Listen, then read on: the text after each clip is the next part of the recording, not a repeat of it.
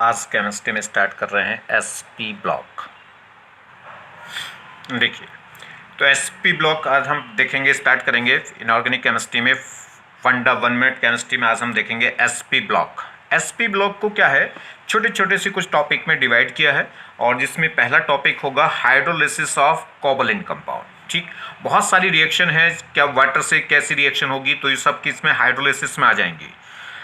अब क्या होगा, इनऑर्गेनिक, देखिए इनऑर्गेनिक की रिएक्शन पढ़ने से पहले हमें ये मालूम होना चाहिए कि रिएक्शन स्पॉन्टेनियस है कि नहीं, रिएक्शन होगी कि नहीं होगी। ठीक है, अब रिएक्शन होगी कि नहीं होगी, ये इसके लिए थर्मोडायनेमिक्स बताती है कि गैस फ्री एनर्जी कि डेल्टा जी अगर नेगेटिव होगा तो रिएक्शन क्या होगी, स्पॉन्टेनियस होगी, मतलब प्रोसेस होगा। और अगर डेल्टा जी क्या होगा, किसी भी प्रोसेस के लिए प्लस होगा, तो वो रिएक्शन क्या हो जाएगी, नॉन स्पॉन्टेनियस, मतलब वो रिएक्शन नहीं होगी। अब जो डेल्टा जी है वो आता था, डेल्टा जी आएगा delta H minus T delta S से, तो वहां से डेल्टा एच की वैल्यू चाहिए, डेल्टा एस की वैल्यू चाहिए, और क्या होगा, टी चाहिए, मतलब एंथैल्पी चेंज चाहिए, एंट्रोपी चेंज चाहिए और टी चाहिए, तब जाके हम क्या करेंगे, डेल्टा जी निकालेंगे। तो वो एक एक्सपेरिमेंटल वैल्यू है, और एक्सपेरिमेंटल वैल्यू है तो उससे एक्सपेरिमेंट कहाँ करने जाएंगे, ना ही एक्सपेरिमेंटल वैल्यू हमें दे रखी है, कोई इक्वेशन हमारे सामने आ जाए तो उसकी एक्सपेरिमेंटल वैल्यू को नहीं देगा। तो हमें कैसे पहचाने कि रिएक्शन होगी आगे कि नहीं होगी। ठीक है, तो चलिए, तो रिएक्शन होगी कि नहीं होगी इनऑर्गेनिक में, तो ये 4-5 बातें आपको ध्यान रखनी है। जहां पे ये 5 बातें आपको ध्यान रखनी पड़ेंगी कि रिएक्शन प्रोसीड होगी कि नहीं होगी। तो कहाँ रिएक्शन होगी, तो सबसे पहला तो हाइड्रोलिसिस। अगर हाइड्रोलिसिस होगा तो रिएक्शन हो जाएगी। ठीक, दूसरा, अगर कहीं पे प्रेसिपिटाइजेशन हो जाए, कहीं भी किसी रिएक्शन में अगर जो प्रोडक्ट साइड है, उस प्रोडक्ट साइड में क्या हो रहा है, प्रेसिपिटेट बन रहा है, तो वो रिएक्शन होगी, क्योंकि प्रेसिपिटेट क्या होते हैं, मोर स्टेबल हो जाते हैं, और रिएक्शन क्या है, मोर स्टेबिलिटी की तरफ भाग जाएगी, और प्रेसिपिटेट इतना ज्यादा स्टेबल होगा कि रिएक्शन एक्सोथर्मिक हो जाएगी। तीसरा पॉइंट, न्यूट्रलाइजेशन। अगर एसिड और बेस है तो एसिड बेस तुरंत आपस में क्या कर जाएंगे, न्यूट्रलाइज कर जाएंगे, और न्यूट्रलाइज करके क्या होंगे, प्रोडक्ट सॉल्ट बना देंगे। ये जैसे कोई एक ऑक्सीडाइजिंग एजेंट हो और एक रिड्यूसिंग एजेंट हो, तो आपस में रिएक्शन हो जाएगी। ठीक है, तो न्यूट्रलाइजेशन। फोर्थ पॉइंट, अगर क्या हो जाए, स्ट्रॉन्ग से वीक बन रहा हो तो होगा, मतलब जैसे स्ट्रॉन्ग एसिड से वीक एसिड बन रहा हो तो होगी रिएक्शन। ठीक है, स्ट्रॉन्ग एसिड स्ट्रॉन्ग बेस से क्या बन रहे हो, वीक एसिड वीक बेस बन रहे हो, तो रिएक्शन फॉरवर्ड भाग जाएगी। अगर फॉरवर्ड साइड में क्या हो गया, स्ट्रॉन्ग एसिड स्ट्रॉन्ग बेस हो गया, तो रिएक्शन को बैक कर देगा वो, तो फिर उसके इसमें रिएक्शन स्पॉन्टेनियस नहीं होगी। Last point, complex formation. अगर कहीं भी कॉम्प्लेक्स कंपाउंड बन गए, तो कॉम्प्लेक्स कंपाउंड भी क्या होता है, मोर स्टेबल होता है, उसमें लार्ज नंबर ऑफ बॉन्ड्स बन जाते हैं। तो कॉम्प्लेक्स कंपाउंड जहां भी बनेगा, जिस रिएक्शन में अगर कॉम्प्लेक्स बन रहा है, तो वो रिएक्शन भी क्या कर जाएगी, प्रोसीड कर जाएगी, वो भी क्या होगी, स्पॉन्टेनियस। तो ये 5 पॉइंट आपको ध्यान रखने पड़ेंगे कि कहां रिएक्शन स्पॉन्टेनियस होगी, कहां नहीं, मतलब कहां रिएक्शन प्रोसीड करेगी आगे और कहां नहीं। पहला पॉइंट हाइड्रोलिसिस, दूसरा पॉइंट प्रेसिपिटाइजेशन, तीसरा पॉइंट न्यूट्रलाइजेशन, और फोर्थ क्या हो गया, स्ट्रॉन्ग से कोई वीक बने, और लास्ट हो गया कॉम्प्लेक्स फॉर्मेशन। तो ये 5 पॉइंट आपको दिमाग में रखने हैं। आगे आगे जैसे चलते जाएंगे टॉपिक, वैसे वैसे मैं बताता जाऊंगा। ठीक है, चलिए, तो आज पहला टॉपिक इसमें से पढ़ रहे हैं हाइड्रोलिसिस। चलिए, हाइड्रोलिसिस में क्या है, देखिए, hydrolysis of covalent compound, ionic compound का हाइड्रोलिसिस भी होता है जनरली, किसका, कोवैलेंट कंपाउंड का। चलिए, हाइड्रोलिसिस है क्या, 2 टर्म्स हमारे कोर्स में है, एक तो हाइड्रोलिसिस, एक हाइड्रेशन। सुनिए, जैसे आप क्या करें, आप क्या कर गए, हाथ, आपने क्या करा, अपने हाथ धोए, ठीक है, पानी से अपने हाथ धोए, तो पानी के वाटर के कुछ मॉलिक्यूल्स क्या होंगे, आपके हाथ पे चिपक जाएंगे। तो ये क्या हुआ, ये हाइड्रेशन हुआ, वाटर के जो मॉलिक्यूल्स हैं वो आपके हाथ पे, आपकी स्किन पे चिपक गए हैं, तो ये क्या हुआ, हाइड्रेशन। मगर वाटर के जो मॉलिक्यूल्स हैं वो आपके स्किन के साथ रिएक्ट नहीं करे, या कह सकते हैं वाटर मॉलिक्यूल ब्रेक नहीं हुआ है। ठीक है, वाटर मॉलिक्यूल, सिर्फ वाटर मॉलिक्यूल ने क्या कर लिया है, कैप्चर कर लिया है, चिपक गया है, तो इसे बोलते हैं एक तरीके से हाइड्रेशन। और थोड़ा सा और आगे देखें, जैसे NaCl, आपने क्या करा, NaCl को क्या कर दिया, वाटर में डाल दिया। NaCl को वाटर में डालेंगे तो क्या हो जाएगी, उसके अंदर डिसॉल्व हो जाएगी। डिजोल्व कैसे होगी, NaCl डिजोल्व कब होगा, जब वो पहले Na प्लस और Cl आयंस में क्या हो जाए, ब्रेक हो जाए। तो क्या होगा, जैसे NaCl को हम वाटर में डिजोल्व करेंगे तो वो ब्रेक हो जाएगा, Na प्लस गैस और Cl माइनस गैस, वो गैस आयंस में क्या होगा, ब्रेक।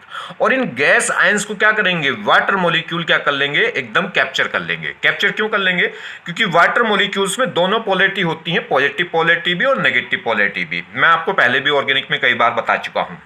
क्या होगा, इसमें जो O है वो मोर इलेक्ट्रोनेगेटिव एटम है S से, तो O पे क्या होगी, O मोर इलेक्ट्रोनेगेटिव हो गया हाइड्रोजन से, तो क्या होगा, O पे नेगेटिव पोलैरिटी आ जाएगी और H पे क्या हो जाएगी, पॉजिटिव पोलैरिटी। तो इसमें दोनों फेस होते हैं, पॉजिटिव पोल भी और नेगेटिव पोल भी। तो क्या होगा, अगर कोई कैटायंस होगा उसको भी डिसॉल्व कर लेगा और कोई एनायन होगा तो उसको भी क्या कर लेगा, डिसॉल्व।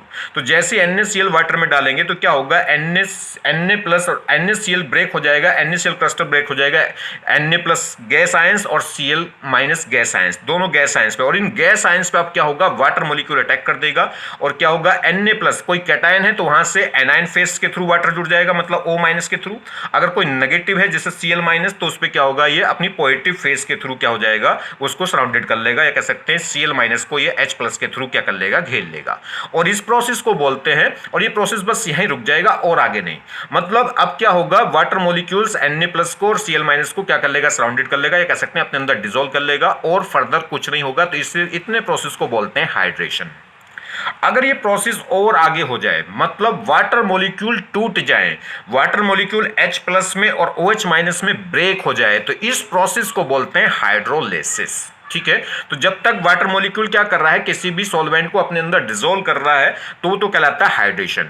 और अगर क्या है, फर्दर वाटर मॉलिक्यूल भी ब्रेक हो जाए, अगर वाटर मॉलिक्यूल ब्रेक हो जाए तो वो कहलाता है हाइड्रोलिसिस। चलिए तो देखते हैं हाइड्रोलिसिस। तो हाइड्रोलिसिस में क्या होगा, हाइड्रो का मतलब होता है वाटर और लेसिस का मतलब होता है ब्रेक डाउन। वाटर का टूटना क्या कहलाता है, हाइड्रोलिसिस। तो हम क्या पढ़ रहे हैं, हाइड्रोलिसिस ऑफ कोवैलेंट कंपाउंड। और हाइड्रोलिसिस का मतलब क्या हुआ, वाटर का ब्रेक डाउन। मतलब ये वाटर मॉलिक्यूल है, वाटर मॉलिक्यूल ब्रेक हो जाए H प्लस और OH माइनस में। तो अगर वाटर मॉलिक्यूल जिस भी प्रोसेस में वाटर मॉलिक्यूल ब्रेक हो गया है तो उसे क्या बोलेंगे, हाइड्रोलिसिस। चलिए जैसे एग्जांपल लीजिए, हमारे पास ये कोई NaCl क्रिस्टल है। इस NaCl क्रिस्टल को मैंने क्या करा, वाटर में डिसॉल्व कर दिया, वाटर में डाल दिया। और जैसे इसको मैं वाटर में डालूंगा तो क्या होगा, ये क्रिस्टल क्या होगा, गैस आयंस में ब्रेक होगा। और वो गैस आयंस क्या करेंगे, वाटर मॉलिक्यूल इसको क्या कर लेंगे, इसके कैटायंस को और इसके एनायंस को तुरंत क्या कर लेंगे, कैप्चर। और कैप्चर करके क्या हो जाएगा, ये Na प्लस एक्वस। एक्वस क्यों, क्योंकि अब इसके चारों तरफ वाटर मॉलिक्यूल अटैक हो चुके हैं। ऐसे ये Cl माइनस एक्वस। एक्वस क्यों, क्योंकि ये इस पे क्या है, चारों तरफ से वाटर मॉलिक्यूल क्या कर लिए होंगे, सराउंडेड कर लिए होंगे, किसको, Cl माइनस को। कैसे करेगा वाटर, समझिए। वाटर की अगर हम बात करें तो वाटर का मॉलिक्यूल्स ये है, इसमें अगर हम बात करें इलेक्ट्रोनेगेटिविटी की तो O की इलेक्ट्रिसिटी 3.5 है और हाइड्रोजन की इलेक्ट्रिसिटी की बात करें तो कितनी है, 2.1। अगर इसमें इलेक्ट्रोनेगेटिव देखें तो मोर इलेक्ट्रोनेगेटिव कौन है, मोर ईएन एटम। अब इलेक्ट्रोनेगेटिव पूरा नहीं बोलूंगा, ईएन बोलूंगा आगे से। तो अगर इसमें मोर ईएन देखें तो वो कौन है, ऑक्सीजन कितना, 3.5, और हाइड्रोजन का जो ईएन है वो लेस है, कितना, 2.1। तो अगर हम बात करें तो जो मोर ईएन होगा उस पर क्या हो जाएगी, पोलैरिटी कैसे आ जाएगी, नेगेटिव चार्ज, क्योंकि वो शेयरिंग पेयरिंग इलेक्ट्रॉनों को अपनी तरफ क्या कर लेगा, विड्रॉ कर लेगा। तो इस पर नेगेटिव पोलैरिटी जनरेट हो जाएगी, इस पर हाइड्रोजन पे क्या हो जाएगी, पॉजिटिव पोलैरिटी।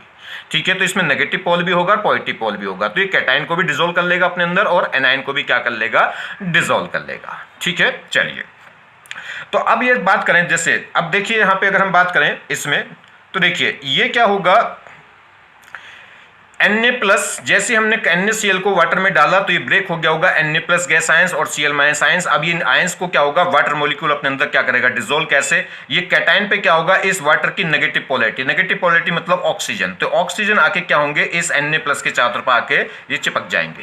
ठीक है, तो ये O, इस पे क्या हो गया, ये H अपोजिट साइड हो जाएगा, O फेस के थ्रू यानी कि नेगेटिव फेस के थ्रू ये Na प्लस से क्या हो जाएंगे, कंबाइन। ये O एटम के थ्रू क्या हो जाएगा, स्पेस टाइप से चारों तरफ से घेर लेंगे इसको।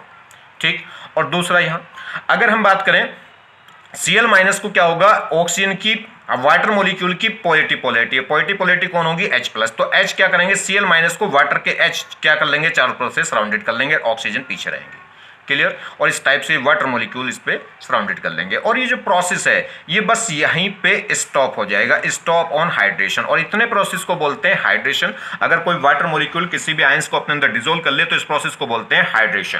तो ये प्रोसेस यहीं पे स्टॉप हो जाएगा, आगे फर्दर ये प्रोसेस नहीं चलेगा और यहीं स्टॉप हो जाएगा, तो इसे बोलते हैं इतने और यहां तक के प्रोसेस को बोलते हैं हाइड्रेशन। तो ये जो प्रोसेस है ये हाइड्रेशन पे ही रुक जाएगा, stop on hydration.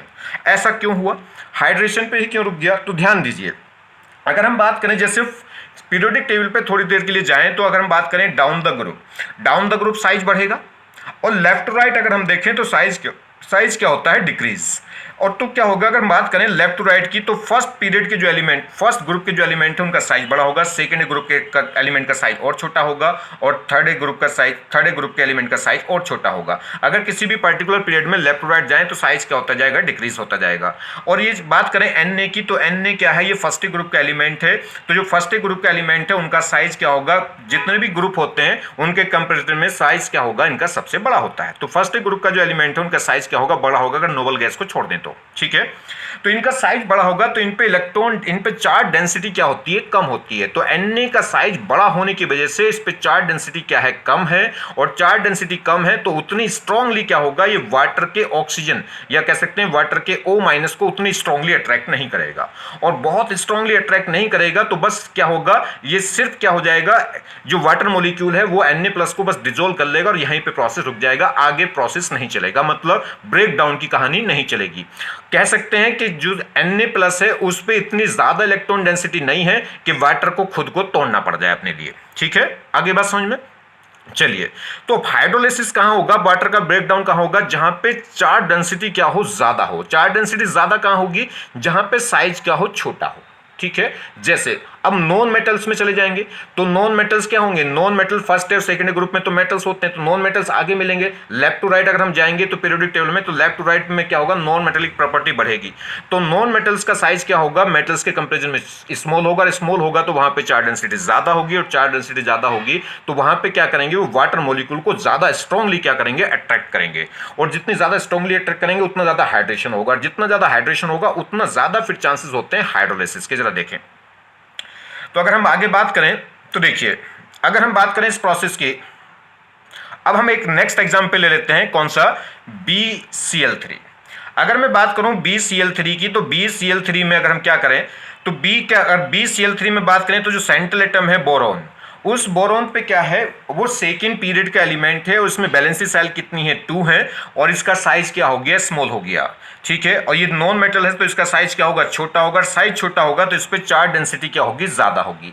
Charge density ज्यादा होगी किसके कंपैरिजन? Na के कंपैरिजन। Na में क्या था? वो थर्ड पीरियड का एलिमेंट था और उसमें साइज भी क्या था? बड़ा था। एक तो सेल भी थर्ड थी और दूसरी बात फर्स्ट ग्रुप का एलिमेंट था। ये क्या है? 13 ग्रुप का एलिमेंट है और इसमें क्या होगा? सेल्स भी कम है।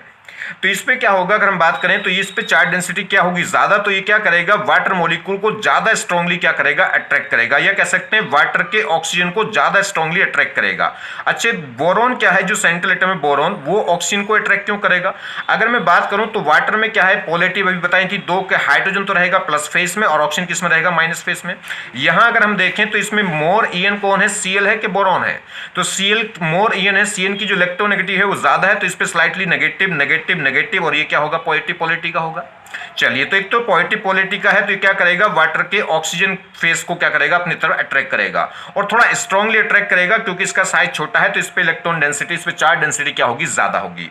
और दूसरी बात करें तो बोरॉन पे क्या है? वैकेंट ऑर्बिटल है।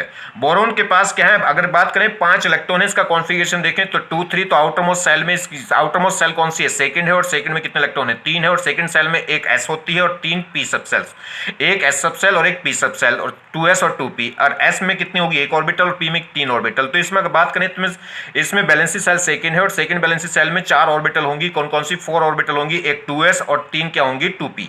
और इसके पास केवल इलेक्ट्रॉन कितने हैं? बैलेंस इलेक्ट्रॉन मैक्सिमम 3 है तो ज्यादा से ज्यादा 3 ऑर्बिटल फिल कर लेगा। तो इसके पास क्या रहेगा? एक p ऑर्बिटल क्या रहेगी? वैकेंट।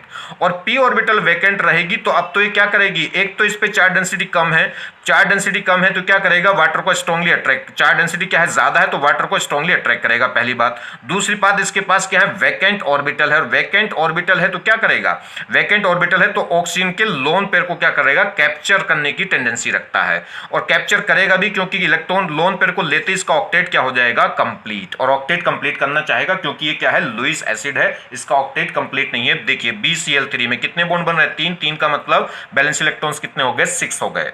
तो इसका ये क्या है, लुईस एसिड की तरह काम करेगा, तो ये क्या करेगा, फटाक से इसको अट्रैक्ट कर लेगा, ये कह सकते हैं इलेक्ट्रोफाइल की तरह काम करेगा, और ये न्यूक्लियोफाइल की तरह, ये कह सकते हैं ये लुईस एसिड, ये लुईस बेस, ये लोन पेयर दे सकता है, वो लोन पेयर ले सकता है, तो ये लुईस एसिड है और ये लुईस बेस है। लुईस एसिड बेस के बीच में तुरंत क्या हो जाएगी, रिएक्शन हो जाएगी, या कह सकते हैं जो अट्रैक्शन फोर्स होगी वो स्ट्रांग होगी। तो देखिए अब ये जैसे ही अपने क्या करेगा, तो ये O इसकी तरफ अट्रैक्ट तो होगा मगर साथ में बहुत स्ट्रांगली अट्रैक्ट होगा। एक तो क्या है, इस पे चार्ज डेंसिटी ज्यादा है, और दूसरी बात इस पे वैकेंट ऑर्बिटल है, तो इसके अपने लोन पे इसको क्या कर देगा, रिलीज। लोन पे जैसे रिलीज करेगा तो बॉन्ड, 2 इलेक्ट्रॉन का मतलब बॉन्ड बनना स्टार्ट हो जाएगा। तो यहां से क्या होगा, ये क्या करेगा, जैसे बहुत स्पीड से, बहुत हाई इफेक्ट से इधर जाएगा, तो क्या करेगा, ये बॉन्ड बनाना शुरू कर देगा क्योंकि वैकेंट ऑर्बिटल अपने लोन पे डॉट करके, तो यहां O और B के बीच में बॉन्ड बनना स्टार्ट हो जाएगा। जब ये एक्स्ट्रा बॉन्ड बनना शुरू हो गया तो इधर से एक दूसरा बॉन्ड क्या होगा, क्योंकि इलेक्ट्रॉनों का फ्लो इधर हो गया, इलेक्ट्रॉनों का फ्लो हो गया तो ये इलेक्ट्रॉन वापस छीन लेंगे। जब इलेक्ट्रॉनों का यहां फ्लो आ गया तो ये तो इलेक्ट्रॉन छीनना चाह रहे थे, तो ये क्या करेंगे, इलेक्ट्रॉन और स्पीड से छीनेंगे, तो ये टूटना शुरू हो जाएगा, तो ये ऐड होना शुरू हो जाएगा, ये बॉन्ड फॉर्मेशन स्टार्ट कर देगा, ये बॉन्ड ब्रेकिंग शुरू कर देगा, ये एक ट्रांजिशन स्टेट बन जाएगी। ठीक, इसमें क्या होगा, फाइनली क्या होगा, Cl माइनस रिमूव हो जाएगा। फाइनली हम देखें तो Cl माइनस रिमूव होगा और O इस पे क्या हो जाएगा, बॉन्ड, तो ये बॉन्ड ब्रेकिंग हो जाएगी और ये बॉन्ड फॉर्मेशन हो जाएगी। तो यहां पे O B के साथ बॉन्ड बना लेगा और एक Cl माइनस क्या हो जाएगा, रिमूव। अब क्या हो गया, जैसे ये बॉन्ड ये निकलेगा माइनस, माइनस निकलेगा तो इस पे क्या आ जाएगा, प्लस। क्यों, क्योंकि ओवरऑल क्या है, ये न्यूट्रल, ओवरऑल ये न्यूट्रल है, ये भी ओवरऑल न्यूट्रल है, तो ये भी ओवरऑल न्यूट्रल है, मगर यहां माइनस निकला तो वहां क्या आएगा, प्लस। ये यहां से जब ब्रेक होगा तो इस पे आएगा माइनस और इस पे क्या आएगा, बोरोन पे क्या आएगा, प्लस, मगर ये अपने लोन पे इसको डोनेट कर रहा है तो प्लस हाथों हाथ कहां चला जाएगा, O पे। और O पे जैसे प्लस आ गया तो O क्या है, मोर इलेक्ट्रोनेगेटिव एटम है। पूरी पीरियोडिक टेबल में सेकंड मोस्ट इलेक्ट्रोनेगेटिव कौन है, ऑक्सीजन। और ऑक्सीजन पे अगर प्लस आ जाए तो ये अनस्टेबल होता है, अगर ऑक्सीजन पे माइनस आ जाए तो अच्छी बात है, ठीक है। माइनस को तो ये बियर करता है मगर प्लस चार्ज को ये सहन नहीं करता, मोर इलेक्ट्रोनेगेटिव एटम है, तो पॉजिटिव चार्ज आने से अनस्टेबिलिटी फील करेगा। तो क्या करेगा, तुरंत जैसे इस पे प्लस आ गया तो क्या होगा, H प्लस निकल के भागेगा, प्लस मतलब 2 इलेक्ट्रॉन छोड़ के भागेगा। जब H प्लस जाएगा तो ये क्या बन जाएगा, माइनस, और माइनस प्लस न्यूट्रल हो जाएंगे, कहते लेंगे H जाएगा तो साथ में इस प्लस को भी ले जाएगा। तो यहां से क्या होगा, तुरंत H प्लस रिमूव हो जाएगा और H प्लस रिमूव होकर क्या बन जाएगी, ये प्रोडक्ट बन जाएगा। और ये जो H प्लस निकला वो Cl माइनस के साथ कंबाइन होकर H क्या बना देगा, HCl। क्लियर होगी बात, तो क्या बना देगा ये, HCl। तो देखिए क्या प्रोसेस, ये मैकेनिज्म हुआ। इस मैकेनिज्म में क्या हुआ, जब वाटर इस पे अटैक करेगा, वाटर इस पे अटैक करेगा तो क्या हो गया, इस पे वाटर ये बॉन्डिंग फॉर्मेशन करेगा और क्या बना लेगा, ट्रांजिशन स्टेट। और उसके इस प्रोसेस में क्या हो गया, वाटर टूट गया है। पहले वाटर अटैक करा, ये कहलाएगा हाइड्रेशन, और ये फर्दर ये प्रोसेस चल गया और चल गया तो इसमें क्या है, ये बॉन्ड, देखिए वाटर मॉलिक्यूल टूट गया, इसका H प्लस निकल के भाग गया और टूट गया, तो ये प्रोसेस क्या कहलाएगा, हाइड्रोलाइसिस। और फाइनली ये तो मैंने मैकेनिज्म बताया, फाइनली अगर प्रोडक्ट देखें तो फाइनली क्या हो गया, एक Cl निकला, Cl माइनस निकला और वाटर का OH माइनस आके इस पे जुड़ गया। देखिए Cl निकल गया है और OH आके जुड़ गया, और जो बचा हुआ H है वो इस Cl के साथ निकल जाएगा, क्या बन जाएगा, HCl। ये कह सकते हैं इसका नेगेटिव पोलैरिटी इसके पॉजिटिव पार्ट पे आके जुड़ गई, क्या हो गई, OH, और इसका प्लस पार्ट किस पे चला जाएगा, Cl माइनस पे, क्या बना देगा, HCl। अब इस मैकेनिज्म में देखिए क्या बनी है, ट्रांजिशन स्टेट। पहली बात तो ये समझिए, इसमें क्या होगा, एक न्यूक्लियोफाइल अटैक हुआ और दूसरा न्यूक्लियोफाइल निकला। पहली बात तो एक ग्रुप आया और दूसरा ग्रुप निकला, तो ये कहलाती है सब्स्टिट्यूशन रिएक्शन। कोई भी एटम या ग्रुप आए और दूसरा रिप्लेस हो, एक एटम या ग्रुप अनदर एटम ग्रुप से रिप्लेस हो जाए तो वो कहलाती है सब्स्टिट्यूशन रिएक्शन। अब इसमें क्या है कि जो रिप्लेस होने वाला है वो कौन है, एनायन है, मतलब न्यूक्लियोफाइल है। तो ये लोन पे डोनेट कर रहा है तो ये भी क्या है, न्यूक्लियोफाइल। तो न्यूक्लियोफाइल आ रहा है, दूसरा न्यूक्लियोफाइल निकल रहा है, तो क्या कौन सी रिएक्शन कहलाएगी, न्यूक्लियोफिलिक सब्स्टिट्यूशन रिएक्शन। अब न्यूक्लियोफिलिक सब्स्टिट्यूशन भी कौन सी होगी, SN1 के SN2। तो ये SN2 प्रोसेस है, इसमें क्या हो रहा है, ट्रांजिशन स्टेट बन रही है, इंटरमीडिएट नहीं जनरेट हो रहा। ये SN1 होती तो इंटरमीडिएट कार्बोकैटायन जनरेट होता है, मतलब उसमें पहले लिविंग ग्रुप निकलेगा, उसके बाद क्या होगा, कोई भी न्यूक्लियोफाइल अटैक करता है। मगर इसमें जो दोनों प्रोसेस हैं वो एक साथ हो रहे हैं, या कह सकते हैं न्यूक्लियोफाइल के अटैक करने से लिविंग ग्रुप निकल रहा है। तो कौन सी रिएक्शन है, SN2 रिएक्शन। तो न्यूक्लियोफिलिक सब्स्टिट्यूशन है, न्यूक्लियोफिलिक सब्स्टिट्यूशन भी कौन सा, SN2। तो समझ जाइए जितने भी हाइड्रोलाइसिस होंगे वो न्यूक्लियोफिलिक सब्स्टिट्यूशन है, और न्यूक्लियोफिलिक सब्स्टिट्यूशन भी कौन सा, SN2 किस पे, नॉर्मल कंडीशन पे, या कह सकते हैं रूम टेम्परेचर पे। तो रूम टेम्परेचर पे जो हाइड्रोलिसिस है वो जनरली क्या है, वो हमेशा क्या होगा, न्यूक्लियोफिलिक सब्स्टिट्यूशन होगा। कौन सा, SN2 रिएक्शन। और इसमें क्या बनती है, ट्रांजिशन स्टेट। ठीक है, अगर ये Cl माइनस निकल के भाग जाता है और कार्बन कैटायन बनता है, उसके बाद ये बैक साइड से न्यूक्लियोफाइल बाद में अटैक करता है तो हो जाती है SN1। मगर ये नॉर्मल कंडीशन पे रूम टेम्परेचर पे क्या होता है, इसमें SN2 रिएक्शन होती है। और देखिए अब क्या हुआ, फाइनली क्या हो गया, अगर हम क्या करें, अभी इसमें 2 Cl और है तो ये फिर एक वाटर मॉलिक्यूल आएगा, एक वाटर मॉलिक्यूल आएगा और एक Cl बाहर निकल जाएगा। या कह सकते हैं इस पे क्या होगा, देखिए इधर माइनस और इधर क्या होगा प्लस, तो प्लस पे तो आ जाएगा OH माइनस और माइनस पे चला जाएगा H प्लस, तो HCl। एक वाटर अटैक होगा तो एक Cl निकल जाएगा, मतलब वाटर अटैक होकर क्या लग जाएगा, OH और HCl बाहर। फिर एक बार प्रोसेस फिर ऐसे ही चलेगा, ये वाटर फिर अटैक करेगा तो क्या होगा, ये यहां से क्या होगा, OH माइनस निकल जाएगा, OH माइनस अटैक हो जाएगा और Cl माइनस निकल जाएगा। ये कह सकते हैं साइड प्रोडक्ट। देखिए इस वाटर का नेगेटिव पोल कौन, OH माइनस, वो तो चला जाएगा B पे, और जो पॉजिटिव पोल है H प्लस वो चला जाएगा S, वो क्या बना देगा HCl। तो ये साइड प्रोडक्ट कौन निकल जाएगा, HCl। तो फाइनली जो प्रोडक्ट बनेगा वो क्या बन जाएगा, ये बोरिक एसिड। तो तीनों Cl रिप्लेस हो जाएंगे और क्या होगा, ये क्या हो जाएंगे, तीनों Cl रिप्लेस होकर क्या लग जाएंगे, 3 OH और साइड में क्या निकल जाएगा, 3 मोल HCl। अच्छा कितने वाटर मॉलिक्यूल की जरूरत हो, ये कंप्लीट हाइड्रोलिसिस हो गया। अगर BCl3 का कंप्लीट हाइड्रोलिसिस करने में अगर बात करें तो कितने वाटर मॉलिक्यूल हुए, तो 3 वाटर मॉलिक्यूल यूज हुए। देखिए एक वाटर मॉलिक्यूल ये हुआ जो मैकेनिज्म बता दिया जिसका मैंने, फिर दूसरा वाटर मॉलिक्यूल, फिर तीसरा, जितने भी Cl होंगे उतने वाटर मॉलिक्यूल ये रिक्वायर्ड हो गए। क्लियर हो गई बात। चलिए एक और खास बात ध्यान देनी, तो इस पे इसका जो ये हाइड्रेशन के साथ साथ में प्रोसेस आगे बढ़ गया और आगे बढ़ के क्या हो गया, हाइड्रोलिसिस हो गया, मतलब वाटर मॉलिक्यूल ब्रेक हो गया, इस वाटर का H अलग हो गया, OH अलग हो गया, तो ये क्या कहलाएगा, हाइड्रोलिसिस। और ये ऐसा क्यों हुआ, क्योंकि हाई चार्ज डेंसिटी, इस बोरॉन पे क्या है, साइज छोटा होने की वजह से चार्ज डेंसिटी क्या थी, हाई थी, इसलिए क्या हो गया, ये हाइड्रोलिसिस हो गया। और साथ में तो क्या होना चाहिए, अब हाइड्रोलिसिस कब होगा, तो हाइड्रोलिसिस के लिए कंडीशन एक तो क्या होना चाहिए, जिस जो लेस इलेक्ट्रोनेगेटिव एटम है, लेस इलेक्ट्रोनेगेटिव एटम मतलब जिस पे प्लस चार्ज आ रहा है, जिस पे पॉजिटिव पोलैरिटी आ रही है, उस एटम पे क्या होनी चाहिए, वैकेंट ऑर्बिटल। जब वैकेंट ऑर्बिटल होगी तभी तो वाटर का वो अपना लोन पेयर को डोनेट करेगा, और जब ये लोन पेयर डोनेट करेगा तभी तो बॉन्ड बनेगा, तभी तो ट्रांजिशन स्टेट बनेगी, और जब ट्रांजिशन स्टेट बनेगी तभी वाटर क्या होगा, ब्रेक होगा। तो इसलिए पहली कंडीशन तो ये हो गई कि क्या होना चाहिए, जो लेस इलेक्ट्रोनेगेटिव है मतलब प्लस। देखिए ये मोर इलेक्ट्रोनेगेटिव थे तो इन पे नेगेटिव पोलैरिटी आ गई, इस पे पॉजिटिव। तो आप ऐसे कहो कि लेस इलेक्ट्रोनेगेटिव एटम पे चार्ज डेंसिटी क्या होनी चाहिए, हाई, या ऐसे कहो पॉजिटिवली बहुत लेस इलेक्ट्रोनेगेटिव एटम पे क्या होनी चाहिए, वैकेंट ऑर्बिटल, या ऐसे कहो पॉजिटिवली चार्ज एटम पे क्या होना चाहिए, पॉजिटिव। जो लेस इलेक्ट्रोनेगेटिव होगा वो कैसा होगा, पॉजिटिवली चार्ज। तो पॉजिटिवली चार्ज एटम पे क्या होना चाहिए, वैकेंट ऑर्बिटल। चलिए या कहो लेस इलेक्ट्रोनेगेटिव एटम पे क्या होनी चाहिए, वैकेंट ऑर्बिटल, पहली कंडीशन। दूसरी कंडीशन क्या है, इस पे चार्ज डेंसिटी क्या होनी चाहिए, हाई। एक तो वैकेंट ऑर्बिटल होनी चाहिए, किस पे, पॉजिटिवली चार्ज पे, कह सकते हैं लेस इलेक्ट्रोनेगेटिव एटम पे, और दूसरा इस पे चार्ज डेंसिटी क्या होनी चाहिए, हाई, मतलब साइज इसका क्या होना चाहिए, स्मॉल। चार्ज डेंसिटी इसकी क्या होनी चाहिए, हाई होनी चाहिए। और तीसरी कंडीशन, इस पे स्टेरिक हिंड्रेंस नहीं होनी चाहिए। इस पे अगर मान लीजिए आप स्टेरिक, ये बहुत ज्यादा ग्रुप लगा दें या बहुत बड़े बड़े ग्रुप लगा दें तो वो क्या कर लेंगे, इसको ब्लॉक कर लेंगे, और ब्लॉक कर लेंगे तो यहाँ ये स्पेस ही नहीं रहेगा कि जिससे वाटर मॉलिक्यूल आके इस पर अटैच करे।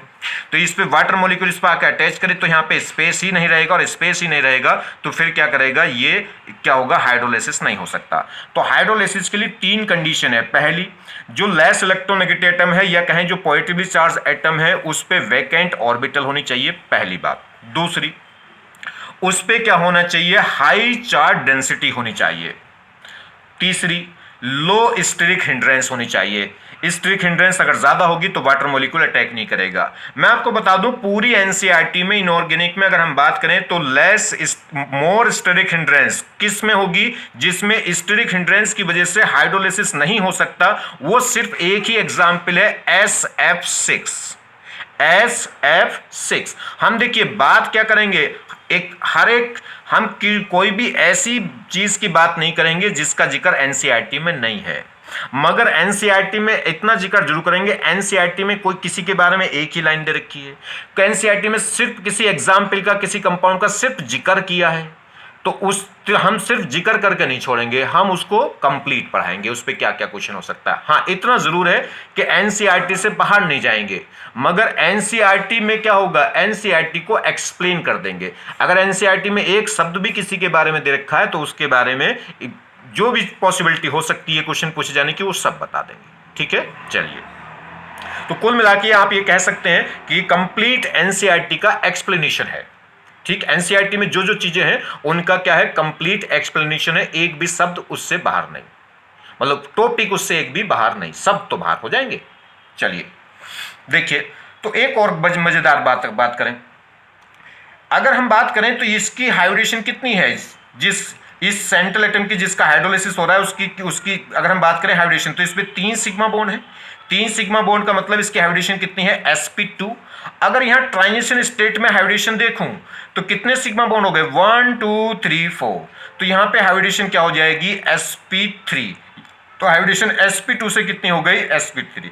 तो ट्रांजिशन स्टेट में हाइब्रिडेशन क्या होगी, एक स्टेप बढ़ जाएगी, मतलब अगर sp होगी तो sp2, sp3 होगी तो अगर sp होगी तो sp2 हो जाएगी ट्रांजिशन स्टेट में। अगर इधर sp2 होगी तो ट्रांजिशन स्टेट में कितनी हो जाएगी, sp3। अगर यहाँ sp3d होगी तो वहां क्या हो जाएगी, sp3d2।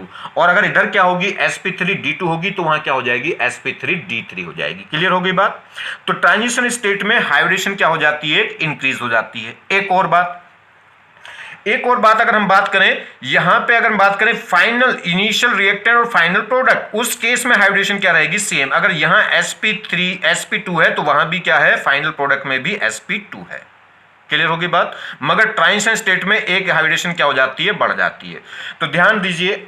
अब एक और बात है, यही केस मैंने आपको ऑर्गेनिक में पढ़ाया है। जब SN2 रिएक्शन बताई थी तो वहां पे जब ट्रांजिशन स्टेट बनी थी, अगर यहां हाइब्रिडेशन कितनी है, अगर यहां हाइब्रिडेशन sp3 है तो वहां मैंने आपको क्या बताई, sp2 वहां पे घटाई थी, यहां बढ़ा रहा हूं। ऐसा क्यों, तो रीजन है वहां पे जो सेंट्रल एटम था वो कार्बन था और कार्बन के पास कोई वैकेंट ऑर्बिटल नहीं थी। तो जो न्यूक्लियोफाइल था वो अटैक कहां करा था, sp3 का जो वो छोटा सा नन्ना सा जो लोब होता है, sp3 की शेप जानते हो, एक लोब बड़ा एक लोब छोटा, तो वो जो एंटी बॉन्डिंग लोब होता है उस पे जाके न्यूक्लियोफाइल अपने लोन पेयर को अटैक करता है। तो पहली बात तो इस पे कोई नई बैकेंट, कार्बन पे कोई बैकेंट ऑर्बिटल नहीं है, तो कोई नई ऑर्बिटल ऐसी नहीं है जो हाइब्रिडेशन में आके इन्वॉल्व हो जाए जिससे हाइब्रिडेशन एक स्टेप बढ़ जाए। तो इसमें कोई नई हाइब्रिडेशन, कोई वैकेंट ऑर्बिटल प्रेजेंट ही नहीं है कार्बन में जिससे हाइब्रिडेशन sp3 से sp3d हो जाए। क्लियर हो गई बात।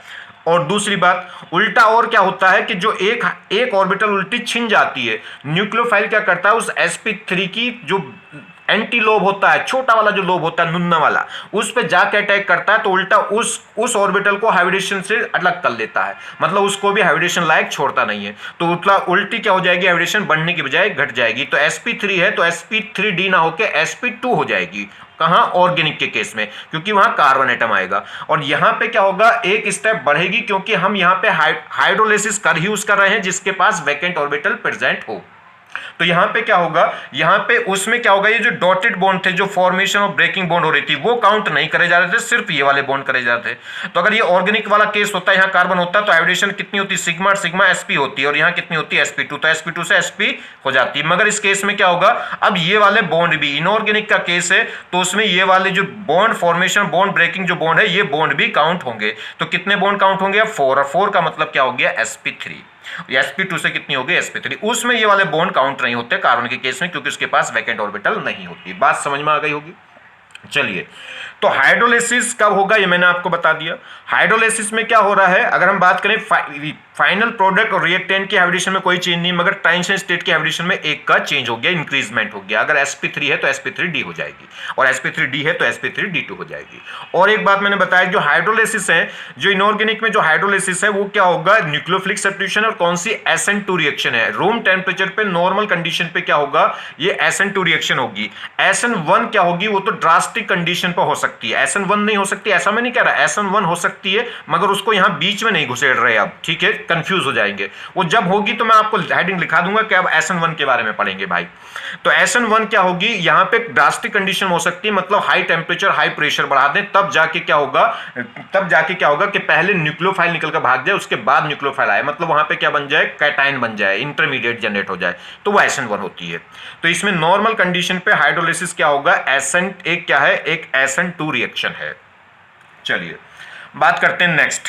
अगर हम बात करें यहां पे देखिए, तो इसमें क्या हुआ, अगर फाइनल प्रोडक्ट में देखूं तो हमारे पास एक रिएक्शन अब कंप्लीट हो गई। BCl3 की रिएक्शन में किससे कराऊं, वाटर से, तो क्या बन जाएगा, वाटर। देखिए इसमें कौन सा पार्ट नेगेटिव है, इसमें Cl तो क्या होगा, नेगेटिव पार्ट, और B क्या होगा पॉजिटिव पार्ट, H पे क्या होगा ये इसमें ये प्लस पार्ट और OH क्या होगा माइनस, ये ऐसे टूट जाएगा H प्लस और OH माइनस।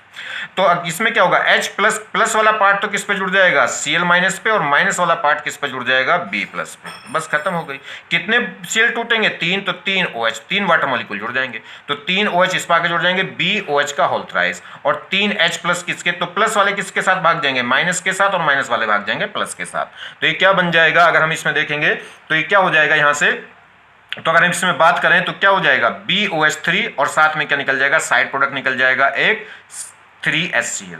अच्छा ऐसा क्वेश्चन और क्या बन गया बोरिक एसिड। ऐसा क्वेश्चन भी पूछ सकता है कि जो हाइड्रो किस 4 कंपाउंड दे दे क्या है कि किसका हाइड्रोलिसिस, किसके हाइड्रोलिसिस से एक स्ट्रॉन्ग एसिड बन रहा है कि 2 स्ट्रॉन्ग एसिड बन रहे हैं। तो फिलहाल ये तो कैसा स्ट्रॉन्ग एसिड है और ये कैसा है वीक एसिड है, तो इसमें एक स्ट्रॉन्ग एसिड बन रहा है एक टाइप का, एक मॉलिक्यूल नहीं, मॉलिक्यूल तो बहुत सारे बन रहे हैं, इसके 3 बन रहे हैं। अरे बात समझिए, इसके एक मॉलिक्यूल से उसके HCl के कितने मॉलिक्यूल बन रहे हैं 3, तो कितने, एक स्ट्रॉन्ग एसिड बन रहा है और एक वीक एसिड बन रहा है।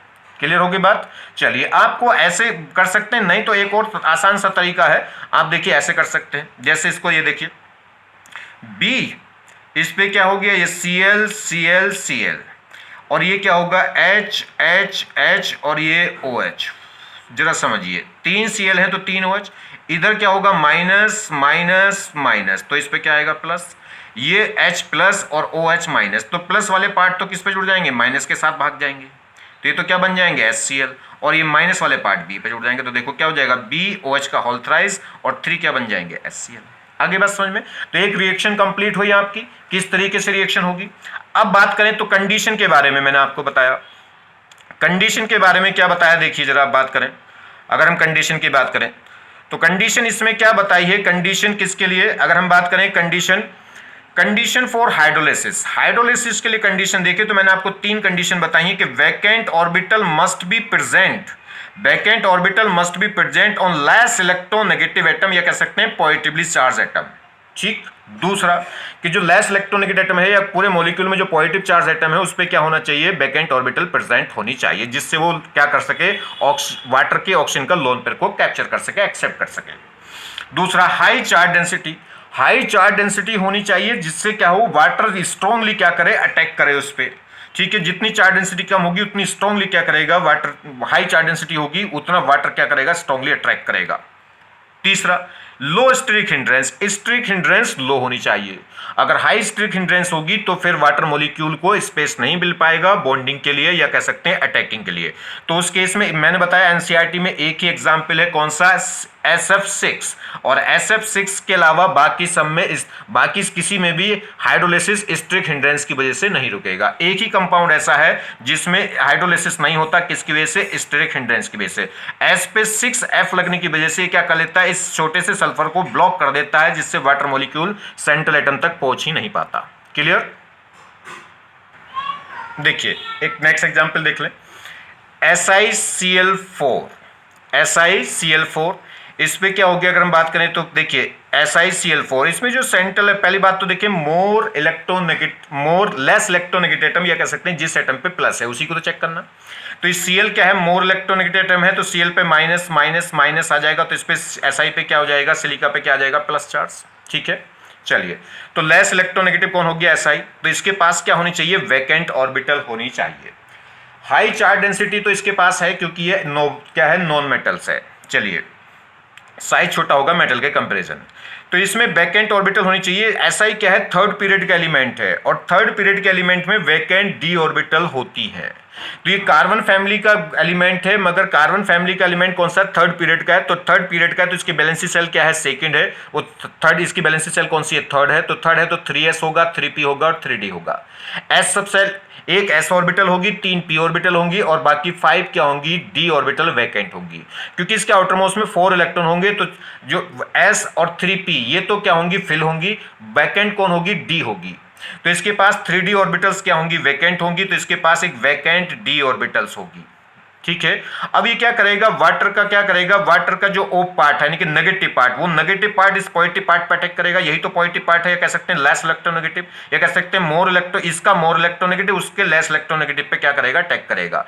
और इसके पास वैकेंट ऑर्बिटल है तो ये क्या कर देगा हाइड्रोलिसिस, हाइड्रेशन के साथ साथ में हाइड्रोलिसिस भी कर देगा, क्योंकि क्या कर देगा अपने लोन पेयर को डोनेट कर देगा इसकी वैकेंट ऑर्बिटल को। या कह सकते हैं लुईस बेस की तरह एक्ट कर जाएगा और ये लुईस एसिड की तरह, जो लोन पेयर को एक्सेप्ट कर ले लुईस एसिड और जो लोन पेयर को डोनेट कर दे वो लुईस बेस। तो जैसे ही अपने लोन पे डोनेट करेगा तो इसके साथ क्या बन जाएगी ट्रांजिशन स्टेट, ये ओ क्या करेगा एसआई के साथ बॉन्ड फॉर्मेशन स्टार्ट कर देगा और यहां से जब एक नया बॉन्ड फॉर्मेशन स्टार्ट हुआ तो पुराना कोई सा एक बॉन्ड ब्रेक होना स्टार्ट हो जाएगा, क्योंकि ठीक है स्टेरिक हिंड्रेंस को हटाने के लिए।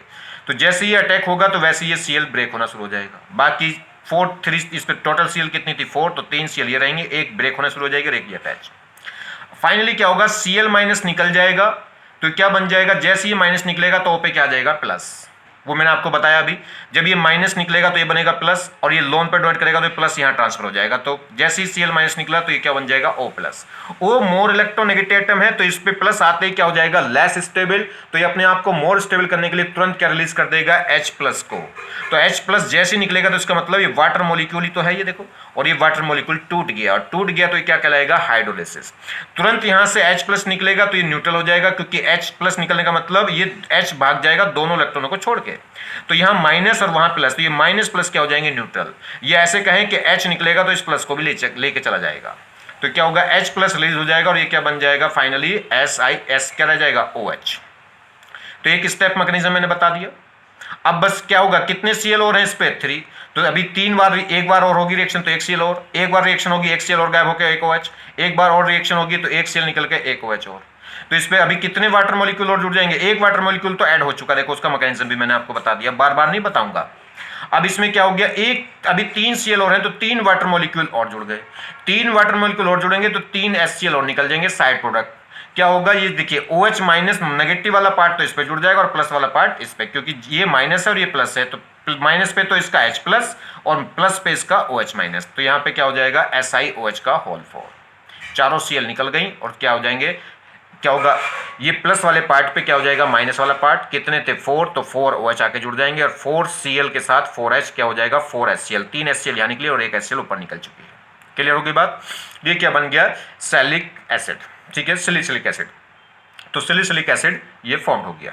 अब देखो जरा इसमें बात करें यहाँ पे इसके हाइब्रिडेशन की बात करूं तो कितने सिग्मा सिग्मा सिग्मा सिग्मा, कितनी सिग्मा बॉन्ड थे 4 सिग्मा बॉन्ड थे, इसकी हाइब्रिडेशन क्या थी sp। अब इस ट्रांजिशन स्टेट की अगर मैं बात करूं तो इस ट्रांजिशन स्टेट में कितने बॉन्ड हो गए 1 2 3 4 5, सभी बॉन्ड इसमें काउंट होंगे, जो फॉर्मेशन हो रहा है वो भी और जो ब्रेकिंग हो रहा है वो भी, क्योंकि इसमें वैकेंट ऑर्बिटल है, नई हाइब्रिडाइज क्या होगी हाइब्रिडेशन एक स्टेप बढ़ जाएगी। तो आपको चेक करने की वैसे जरूरत नहीं, मैंने आपको बता दिया अगर इसमें sp3 है तो उसमें एक स्टेप बढ़ जाएगी, कितनी हो जाएगी sp3d। मगर फिलहाल तो मैं बता रहा हूं कि देखो डी सच में ये बात सही बोल भी रहा हूं कि गलत, तो sigma sigma sigma sigma sigma 5 sigma हो गए, 5 सिग्मा का मतलब sp3d। क्लियर होगी बात। तो ट्रांजिशन स्टेट में हाइब्रिडेशन एक स्टेप बढ़ जाएगी, अगर यहाँ रिएक्टेंट में कितनी थी sp3 तो वहां क्या होगी sp3d। क्लियर। अब ये जो डी है ये कौन सी होगी, तो आपको सबको बता रखा मैंने, आपको हाइब्रिडेशन जब सिखाई थी। चलिए अगर डी जैसे sp3d है तो sp3d में अगर एक डी यूज हुई तो कौन सी डी यूज होगी dz²।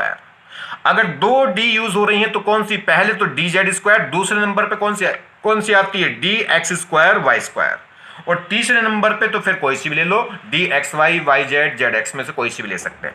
तो पहले अगर d इन्वॉल्व होगी तो वो कौन सी होती है dz², और सेकंड नंबर पे अगर सेकंड नंबर की d और यूज होगी, अगर एक दूसरी d और की जरूरत पड़ रही है तो फिर वो कौन सी होती है dx² y²। क्यों, क्योंकि ये एक्सियल ऑर्बिटल्स होती हैं।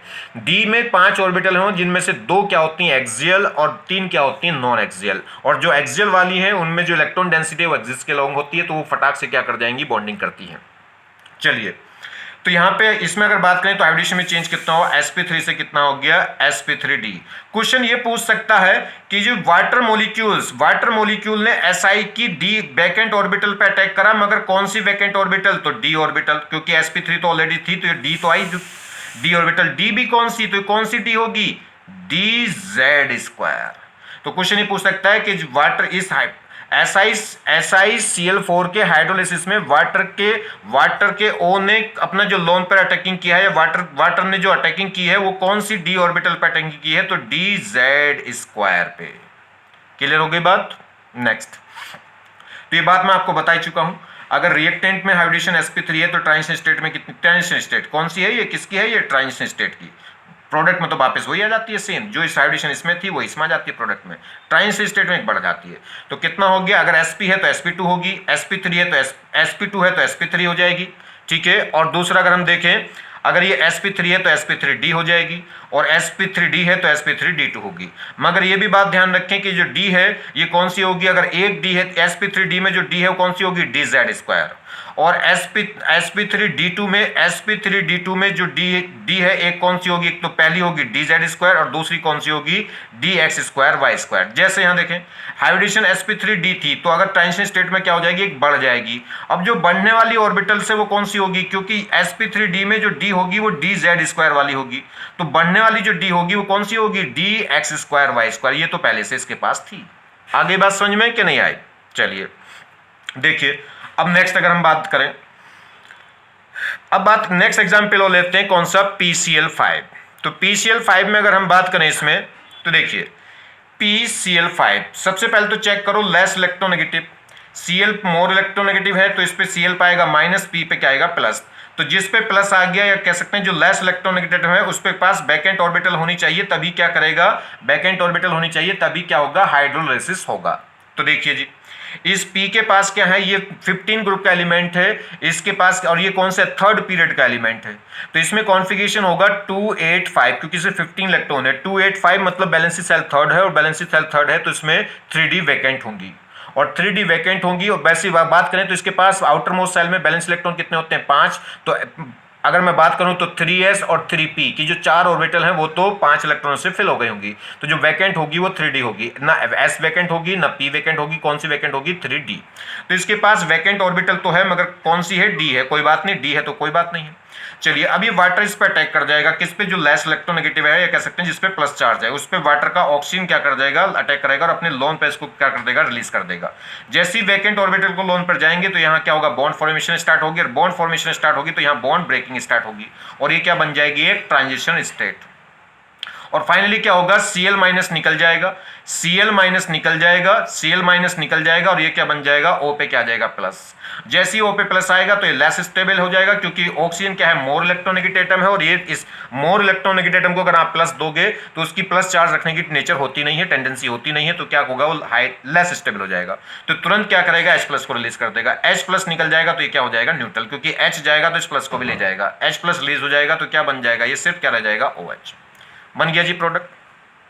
अब ऐसा कितना हुआ, अब एक वाटर मॉलिक्यूल इस पे और डालें। अभी पहले इसकी यहाँ की बात कर लें जरा इतनी, उसके बाद करें तो ये मैकेनिज्म हुआ, एक वाटर ने अटैक करा तो एक Cl निकल के क्या आ गया, OH। वो जो Cl माइनस निकला होगा वो रिमेनिंग वाले H प्लस को, यानी कि वाटर का जो ब्रेकिंग से जो H प्लस आया वो क्या होगा, HCl बना देगा। वो क्या निकाल दिया होगा उसने, HCl। यहाँ क्या निकल गया होगा, एक ये HCl, ये H प्लस और Cl माइनस निकल गया। क्लियर हो गई बात? तो देखिए कहने का मतलब है कि वाटर का जो पॉजिटिव पार्ट है वो नेगेटिव पार्ट को लेकर भाग जाएगा, और नेगेटिव पार्ट इस पॉजिटिव पार्ट पर आकर जुड़ जाएगा। देखिए तो OH तो जुड़ गया P पे, और ये H प्लस क्या हो गया, इसके Cl माइनस को लेकर निकल गया। तो इस पे 5 Cl से कितने Cl लगे होंगे, 4, और एक पे क्या गया होगा, OH।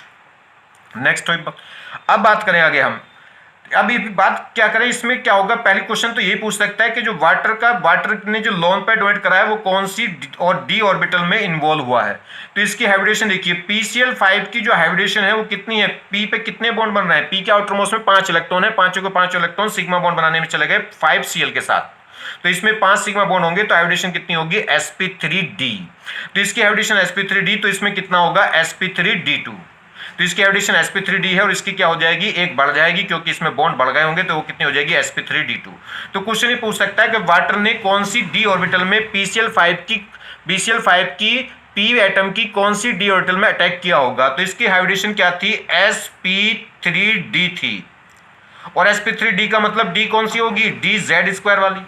तो अब जब sp3d2 करा होगा तो इसमें कौन कौन सी d आ गई होंगी, एक तो आ गई होगी dz² और एक आ गई होगी dx² और dy²। z² तो पहले से थी, z² तो पहले से हाइब्रिडेशन में इन्वॉल्व थी, भर गई थी, तो खाली कौन सी थी, ये dz²। जो नेक्स्ट जुड़ी है वही उसी में तो अटैक करा होगा, तो नेक्स्ट कौन सी आके जुड़ गई, dx² y²। तो वाटर ने PCl5 की कौन सी डी ऑर्बिटल में अटैक किया होगा, dx² y² में अटैक किया होगा, क्योंकि dz² तो पहले से इन्वॉल्व थी हाइब्रिडेशन में। जो खाली ऑर्बिटल है तो वो d ऑर्बिटल है, और कौन सी d में अटैक करा होगा, क्योंकि dz² के बाद किसकी नंबर होता है, dx² y² का। चलिए तो एक तो क्वेश्चन पूछ सकता है कि हाइब्रिडेशन में क्या चेंज हुआ। तो इसमें हाइब्रिडेशन अगर sp3d है तो उसमें कितनी होगी, sp3d2 किसमें, ट्रांजिशन स्टेट में। और कौन सी वाटर ने कौन सी डी ऑर्बिटल में अटैक किया होगा, dx² y² में, क्योंकि dz² तो पहले से थी ऑलरेडी इसके पास। चलिए अब बात करें आगे। अब क्या होगा, तो मैंने मैकेनिज्म बता दिया किस तरीके से और किस टाइप का मैकेनिज्म हो रहा है, ये न्यूक्लियोफिलिक सब्स्टिट्यूशन, और कौन सा, SN2। चलिए अब क्या होगा, एक वाटर मॉलिक्यूल और अटैक करेगा तो एक Cl और निकल जाएगा। इसका माइनस पार्ट तो देखिए, इसका माइनस पार्ट तो इसके प्लस पार्ट पर जुड़ जाएगा। ये क्या होगा, Cl होता है माइनस और P क्या होगा, प्लस। तो इस OH का वाटर का OH negative part, OH part तो जुड़ जाएगा इस पे और H प्लस जुड़ जाएगा इस पे, तो वो H प्लस तो ले जाएगा Cl माइनस का और OH इस पे, तो क्या होगा, एक Cl और निकल के एक OH और जुड़ जाएगा। तो अब तो यही होगा, तो वाटर जब अटैक करेगा तो OH ऐड हो जाएगा और Cl क्या होगा, ये साइड प्रोडक्ट निकल जाएगा।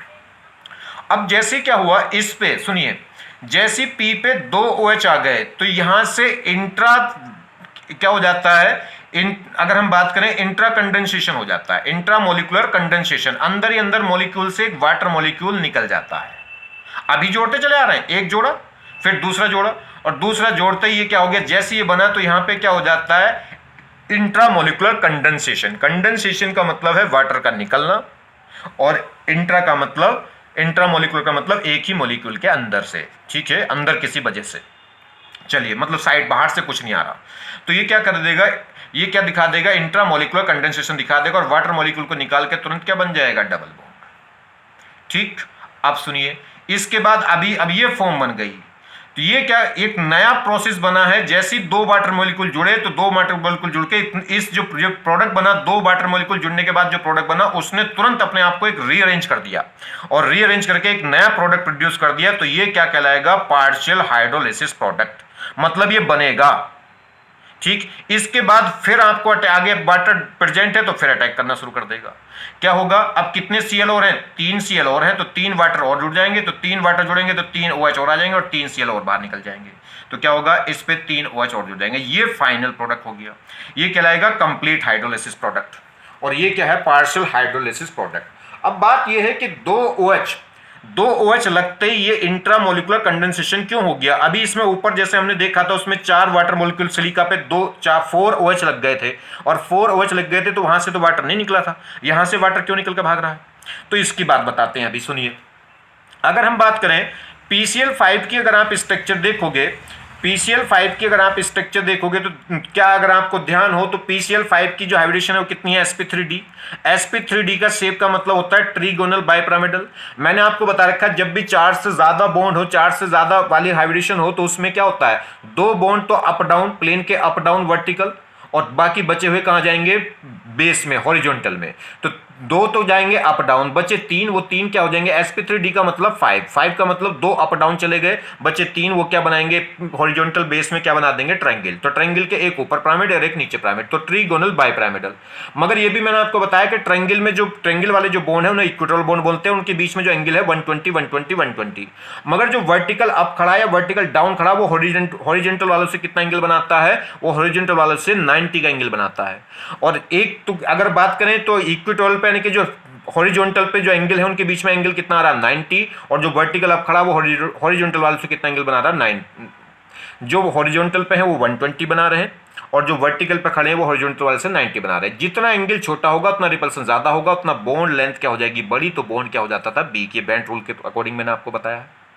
चलिए, तो इसमें क्या होगा, 2 बॉन्ड जो वर्टिकल अप डाउन लगे होते हैं उन्हें एक्सियल बॉन्ड बोलते हैं। उनकी लेंथ बड़ी होती है क्योंकि बॉन्ड एंगल उनका कम होगा, और बॉन्ड लेंथ बड़ी होगी तो बॉन्ड वीक होगा, बॉन्ड स्ट्रेंथ कम होगी तो वो बॉन्ड क्या होंगे, वीक होंगे। तो जैसे ही वो दोनों बॉन्ड टूटते हैं, ये कह सकते हैं कि जो इन 5 Cl में से 2 Cl क्या होते हैं, एक्सियल बॉन्ड पे लगे होते हैं, और वो एक्सियल बॉन्ड क्या होते हैं, वीक। तो वो फटाक से क्या हो जाते हैं, हाइड्रोलाइज्ड हो जाते हैं, वो बहुत जल्दी क्या हो जाते हैं।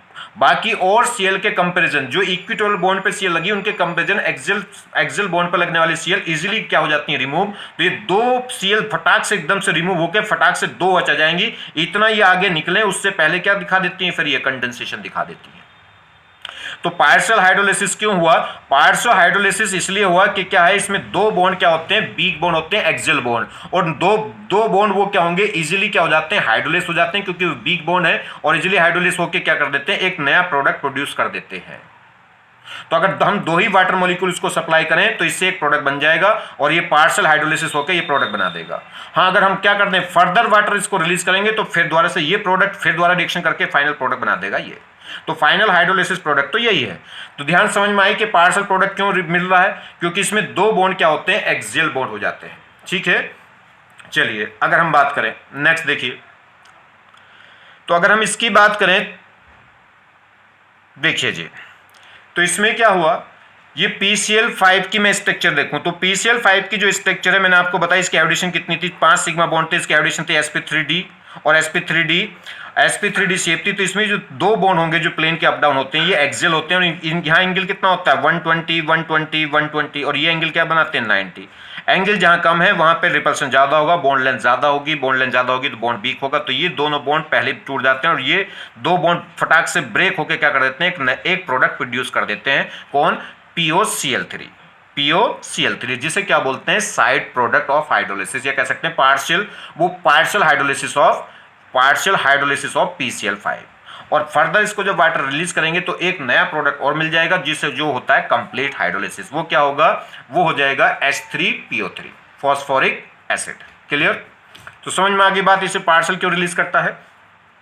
मेरे पापा को पढ़ा रहे हो क्या? तो देखिए समझ में आ गई बात, क्योंकि इसमें दो बॉन्ड एक्सियल हैं तो ये फटाक से ब्रेक होकर क्या कर देते हैं, एक प्रोडक्ट रिलीज कर देते हैं जो इसे क्या बोलते हैं, पार्शियल हाइड्रोलिसिस। और फर्दर अगर आप 3 वाटर मॉलिक्यूल और इसमें ऐड कराएं तो वो क्या हो जाएगा, वो फिर कंप्लीट हाइड्रोलिसिस। अब इसमें क्वेश्चन बन सकता है कि हमने टोटल PCl5 को हाइड्रोलाइज करने के लिए कितने वाटर मॉलिक्यूल ऐड करें। तो PCl5 के कंप्लीट हाइड्रोलिसिस के लिए कितने वाटर मॉलिक्यूल यूज होंगे। तो अगर हम बात करें तो PCl5 पे कितने Cl है, 5, तो 5 वाटर मॉलिक्यूल क्या हो रहे हैं, रिक्वायर्ड हो रहे हैं। मगर आप ध्यान दीजिए जो पार्शियल हाइड्रोलिसिस जो प्रोडक्ट बना था वो कैसे बना था, इंट्रामोलिकुलर डीकंडेंसेशन से। और इंट्रामोलिकुलर कंडेंसेशन का मतलब एक वाटर मॉलिक्यूल निकल गया था। तो हमने 5 वाटर मॉलिक्यूल डाले हैं मगर एक वाटर मॉलिक्यूल क्या हो गया था, इंट्रा कंडेंसेशन की वजह से निकल गया था, जिससे क्या हो गया कि टोटल वाटर मॉलिक्यूल कितने रिक्वायर्ड हुए। अगर हम बात करें PCl5 का हाइड्रोलिसिस में तो कितने रिक्वायर्ड हुए, 4 वाटर मॉलिक्यूल। क्लियर हो गई बात। चलिए तो इस पे कुछ क्वेश्चन पूछ सकता है, जैसे ये कह रहा है which of the following statement is are correct for the hydrolysis of PCl5। PCl5 के हाइड्रोलिसिस के लिए कौन सा स्टेटमेंट करेक्ट है। इज और आर का मतलब एक या एक से ज्यादा। ये कह रहा है net 4 water molecule are use for the hydrolysis of PCl5। PCl5 के हाइड्रोलिसिस के लिए जो टोटल वाटर मॉलिक्यूल है, नेट वाटर मॉलिक्यूल, उनकी रिक्वायरमेंट कितनी है, 4। तो बिल्कुल सही बात है, हमने 5 वाटर मॉलिक्यूल डाले थे क्योंकि 5 Cl है तो 5 Cl को रिमूव करने के लिए 5 वाटर मॉलिक्यूल की रिक्वायरमेंट होगी। मगर इसमें क्या हो गया, एक वाटर मॉलिक्यूल वापस बैक हो जाता है, किसकी वजह से, इंट्रामोलिकुलर कंडेंसेशन की वजह से। चलिए नेक्स्ट दूसरा, ये कह रहा है partial hydrolysis of product of PCl5 is POCl3। PCl5 का जो पार्शियल हाइड्रोलिसिस प्रोडक्ट है वो POCl3 है। बिल्कुल सही बात है।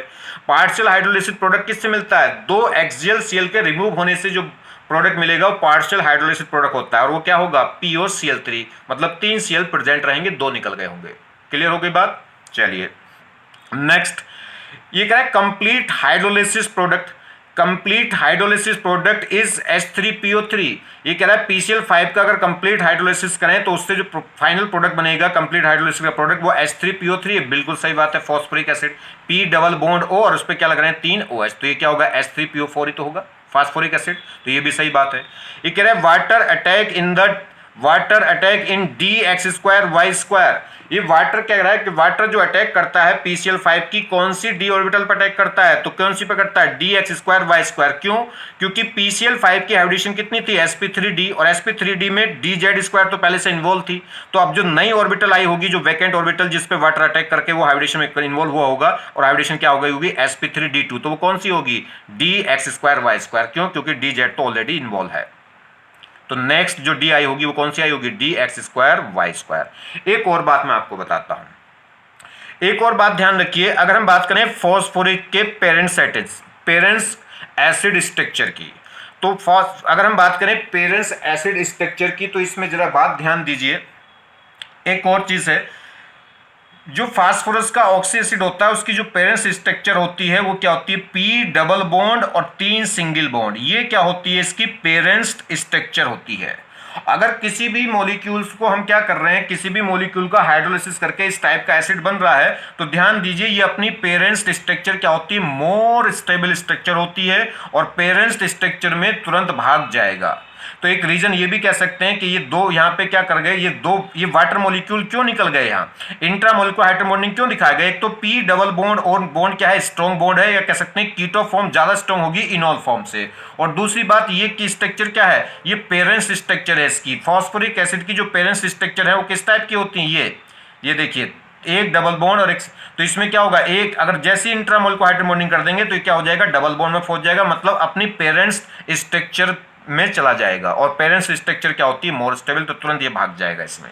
अभी आगे आगे पढ़ेंगे तो समझ में आएगा कैसे, ठीक है।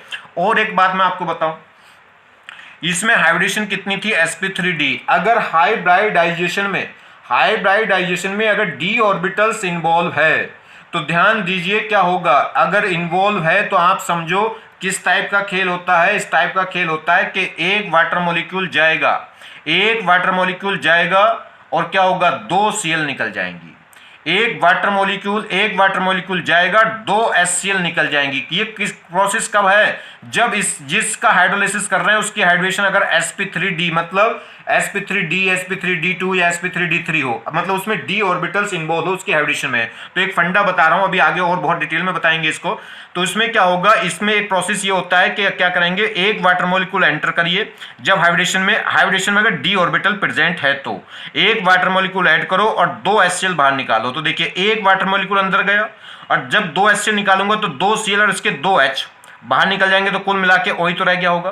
तो ऐसे कहो कि एक O गया और दो Cl बाहर निकली, ऐसे कहो एक वाटर मॉलिक्यूल अंदर गया तो दो HCl निकली, मतलब दो Cl इसकी और दो जो H आए थे वाटर के साथ वो भी निकल गए, तो कुल मिला के O ही तो रहा यहाँ पे, O रहा। तो ऐसे कह सकते हैं O गया और दो Cl बाहर निकली, तो O गया, देखिए तो ये तो प्रोडक्ट हो गया। जरा देखो, दो Cl भाग गई और एक O आ गया, तो 5 Cl में से कितनी Cl रह गई, 3, 2 Cl भाग गई और एक क्या आ गया, O आ गया एडिशनल। मगर ये प्रोडक्ट बनेगा, तो ये प्रोडक्ट जरूर बनेगा। ये भी एक मैंने ये फंडा बता दिया आपको कि अगर जिस भी मॉलिक्यूल का हाइड्रोलिसिस कर रहे हैं उसके हाइब्रिडेशन में अगर D है तो उसमें एक इस टाइप का प्रोडक्ट होता है कि एक ऑक्सीजन डालिए और दो हाइड्रोजन निकालिए, तो ये प्रोडक्ट बनेगा। आगे बात समझ में कि नहीं, चलिए देखिए, विच ऑफ द फॉलोइंग हाइड्रोलाइज्ड और नॉट। ये कुछ एग्जाम्पल है, ये बताना है कि कौन सा हाइड्रोलाइज्ड होगा और कौन सा नहीं होगा, मतलब किसका हाइड्रोलिसिस होगा और किसका हाइड्रोलिसिस नहीं होगा। तो हाइड्रोलिसिस के लिए मैंने आपको 3 कंडीशन बताई थी, फिर एक बार याद दिला दूं कि जो लेस इलेक्ट्रोनेगेटिव एटम है या कह सकते हैं पॉजिटिवली चार्ज एटम है उस पर वैकेंट ऑर्बिटल होनी चाहिए। दूसरा, उस पर चार्ज डेंसिटी क्या होनी चाहिए, हाई, मतलब नॉन मेटल्स होने चाहिए। तीसरा, उस पर स्टेरिक हिंड्रेंस क्या होनी चाहिए, लेस। और वो स्टेरिक हिंड्रेंस का मैंने एक ही केस बताया था, SF6। अगर SF6 होगा तो देख लेंगे, अदरवाइज नहीं। चलिए, तो सबसे पहले तो मैं चेक कर लूं कि SF6 तो नहीं है, कहीं SF6 तो है ही नहीं, बात खत्म हो गई। अब क्या करते हैं, सेंट्रल चेक करते हैं less electronegative atom, less electronegative या कह सकते हैं किस पे प्लस है, ठीक है। तो देखिए Cl पे क्या होगा, Cl पे माइनस तो इस पे आएगा प्लस, तो ये प्लस वाला हो गया। Cl पे माइनस तो इस पे क्या आएगा, प्लस। Cl की इलेक्ट्रोनिटी ज्यादा होगी ऐसा, इसे Cl पे माइनस तो इस पे प्लस, Cl पे माइनस तो Al पे प्लस, Cl पे माइनस तो कार्बन पे प्लस पोलैरिटी आएगी, तो यही लेस इलेक्ट्रोनेगेटिव है। यहाँ F पे माइनस होगा और N पे क्या आएगा, प्लस, क्योंकि F मोर इलेक्ट्रोनेगेटिव एटम है N से। N और Cl इनकी इलेक्ट्रोनेगेटिव की बात करूं तो दोनों की इलेक्ट्रोनिटी ऑलमोस्ट सेम होती है, इसकी भी 3 और इसकी भी क्या है 3। इलेक्ट्रोनेगेटिव का ऑर्डर मैंने आपको बता रखा है, ये कि अगर आपको याद नहीं है तो याद रखिए फिर दोबारा से। ये फोन FON फोन और Cl मीन्स करो, फोन करो, BR बकरा, CSI कसाई, ठीक है। और ये क्या है, पहलवान है। फोन करो बकरा, कसाई पहलवान है, ठीक। इसकी इलेक्ट्रिसिटी होती है 4, इसकी होती है 3.5, N और Cl की ऑलमोस्ट सेम होती है 3, इसकी होती है 2.8, CSI कसाई यहाँ कितना लेंगे 2.5, और ये पहलवान है तो ये कितना 2.1। तो देखिए फोन FON हो गया फोन, Cl मीन्स करो, BR मीन्स बकरा, फोन करो बकरा, CSI मतलब कसाई पहलवान है, तो फिर हो गया फोन करो बकरा, कसाई पहलवान है, और इनकी इलेक्ट्रिसिटी है। चलिए खैर, तो इनकी दोनों की इलेक्ट्रिसिटी ऑलमोस्ट कितनी होती है 3। तो फिर कैसे कंपेयर करूं, तो जिसका साइज छोटा होगा उसको क्या मान लिया जाएगा, मोर इलेक्ट्रोनेगेटिव, या कह सकते हैं जिसका साइज बड़ा होगा फिर उसको लेस इलेक्ट्रोनेगेटिव मान लिया जाएगा। तो एन और सीएल की इलेक्ट्रिसिटी दोनों की सेम है, तो फिर क्या करें, साइज देख लें, तो साइज एन का छोटा होगा सीएल का बड़ा, तो जिसका साइज छोटा है वो मोर इलेक्ट्रोनेगेटिव हो जाएगा और जिसका साइज छोटा होगा वो लेस हो जाएगा, जिसका साइज बड़ा होगा वो लेस इलेक्ट्रोनेगेटिव हो जाएगा। तो इसमें सीएल का साइज बड़ा है तो यही लेस इलेक्ट्रोनेगेटिव, मतलब इस सीएल पे क्या आ जाएगा, सीएल पे आ जाएगा प्लस और एन पे क्या आ जाएगा, माइनस। तो अभी जनरली प्लस किस पर आ रहा है, सेंट्रल एटम पे, सेंट्रल एटम पे। और ये एक ही एग्जाम्पल आया जिसमें क्या हो गया, जिसमें क्या हो गया है, जो प्लस चार्ज है वो टर्मिनल एटम पे आ रहा है। तो अब हाइड्रोलिसिस किस पे देखेंगे, इस टर्मिनल एटम पे देखेंगे जो पॉजिटिवली चार्ज एटम है, या कह सकते हैं जो लेस इलेक्ट्रोनेगेटिव एटम है। यहां देखिए इसमें लेस इलेक्ट्रोनेगेटिव कौन होगा, इसमें अगर बात करें तो बोरोन। चलिए तो देखिए इसमें अगर हम बात करें तो अब चेक करते हैं, जिस पे भी वैकेंट ऑर्बिटल होगी उसका हाइड्रोलिसिस हो जाएगा और बाकी का नहीं। पी क्या है, ये थर्ड पीरियड का एलिमेंट है तो इस पे पास क्या होगी, 3D वैकेंट होगी, वैकेंट होगी तो इसका होगा हाइड्रोलिसिस। पी वैकेंट ऑर्बिटल होगी तो हाइड्रोलिसिस होगा।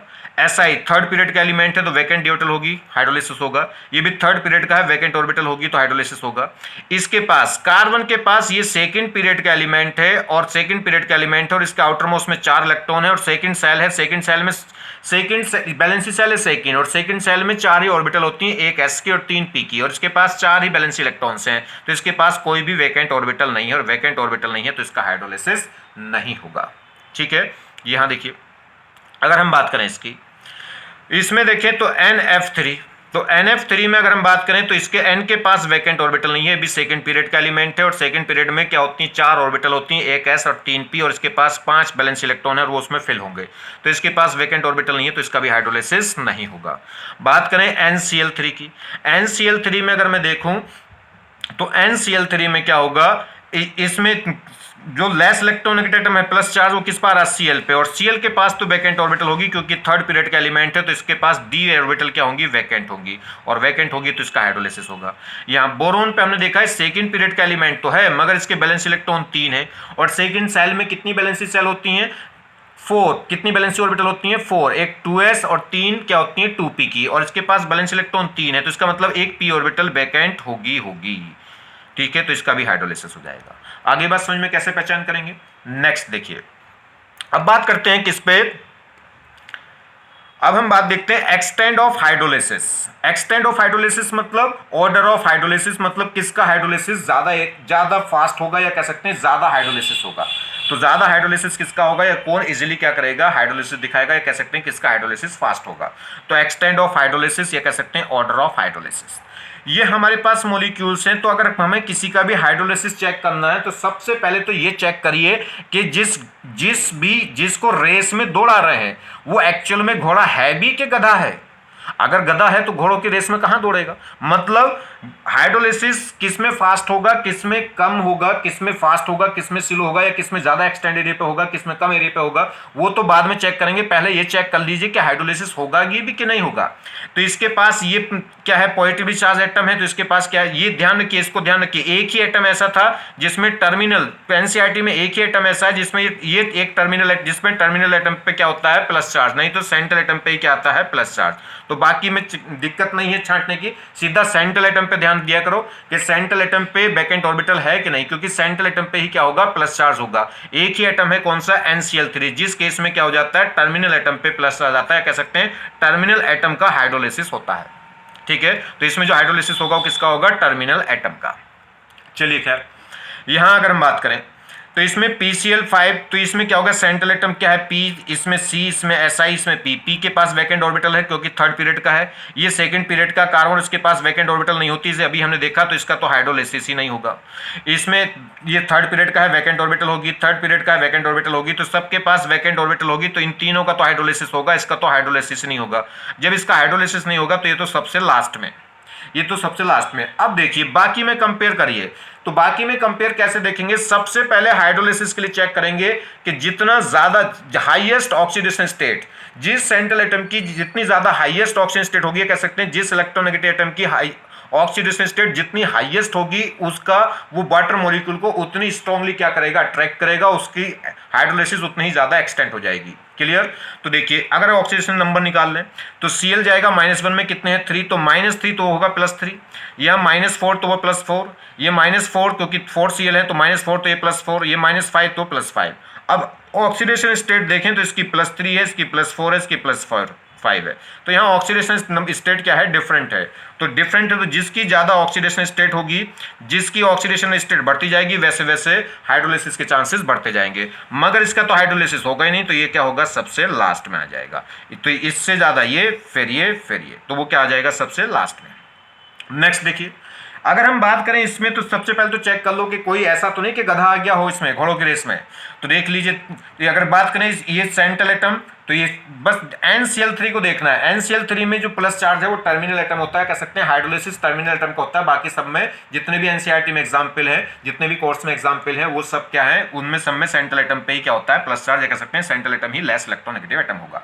चलिए यहाँ देखें तो इसमें क्या है, अगर ये इस तो बात कर लें, इसके पास वैकेंट ऑर्बिटल है, इसके पास भी वैकेंट ऑर्बिटल है, इसके पास भी, और ये सब क्या है 15 ग्रुप के एलिमेंट है। ये थर्ड पीरियड का है, फोर्थ का है, फिफ्थ का है, सिक्स का, नाइट्रोजन हट गया इसमें से बस। तो यहाँ देखिए तो सभी के पास वैकेंट ऑर्बिटल है, तो हाइड्रोलाइसिस तो होगा। अब बात करिए किसकी, बात करें अब किसकी, बात करते हैं कि किसका हाइड्रोलाइसिस फास्ट होगा। तो उसके लिए चेक करेंगे ऑक्सीडेशन, सबसे पहले चेक करेंगे ऑक्सीडेशन स्टेट। इसमें ऑक्सीडेशन स्टेट अगर हम बात करें, ऑक्सीडेशन स्टेट अगर हम बात करें तो इसमें क्या होगा, +3, इसमें भी +3, इसमें प्लस, सब में +3 आ रही है। देखिए 3 Cl है तो -3 +3, इस पे भी 3 Cl है तो -3, तो यहाँ +3, -3 तो ये +3, -3 तो ये +3। ऑक्सीडेशन स्टेट सेम आ गई। जब ऑक्सीडेशन स्टेट सेम आ गई तो फिर देखेंगे charge density.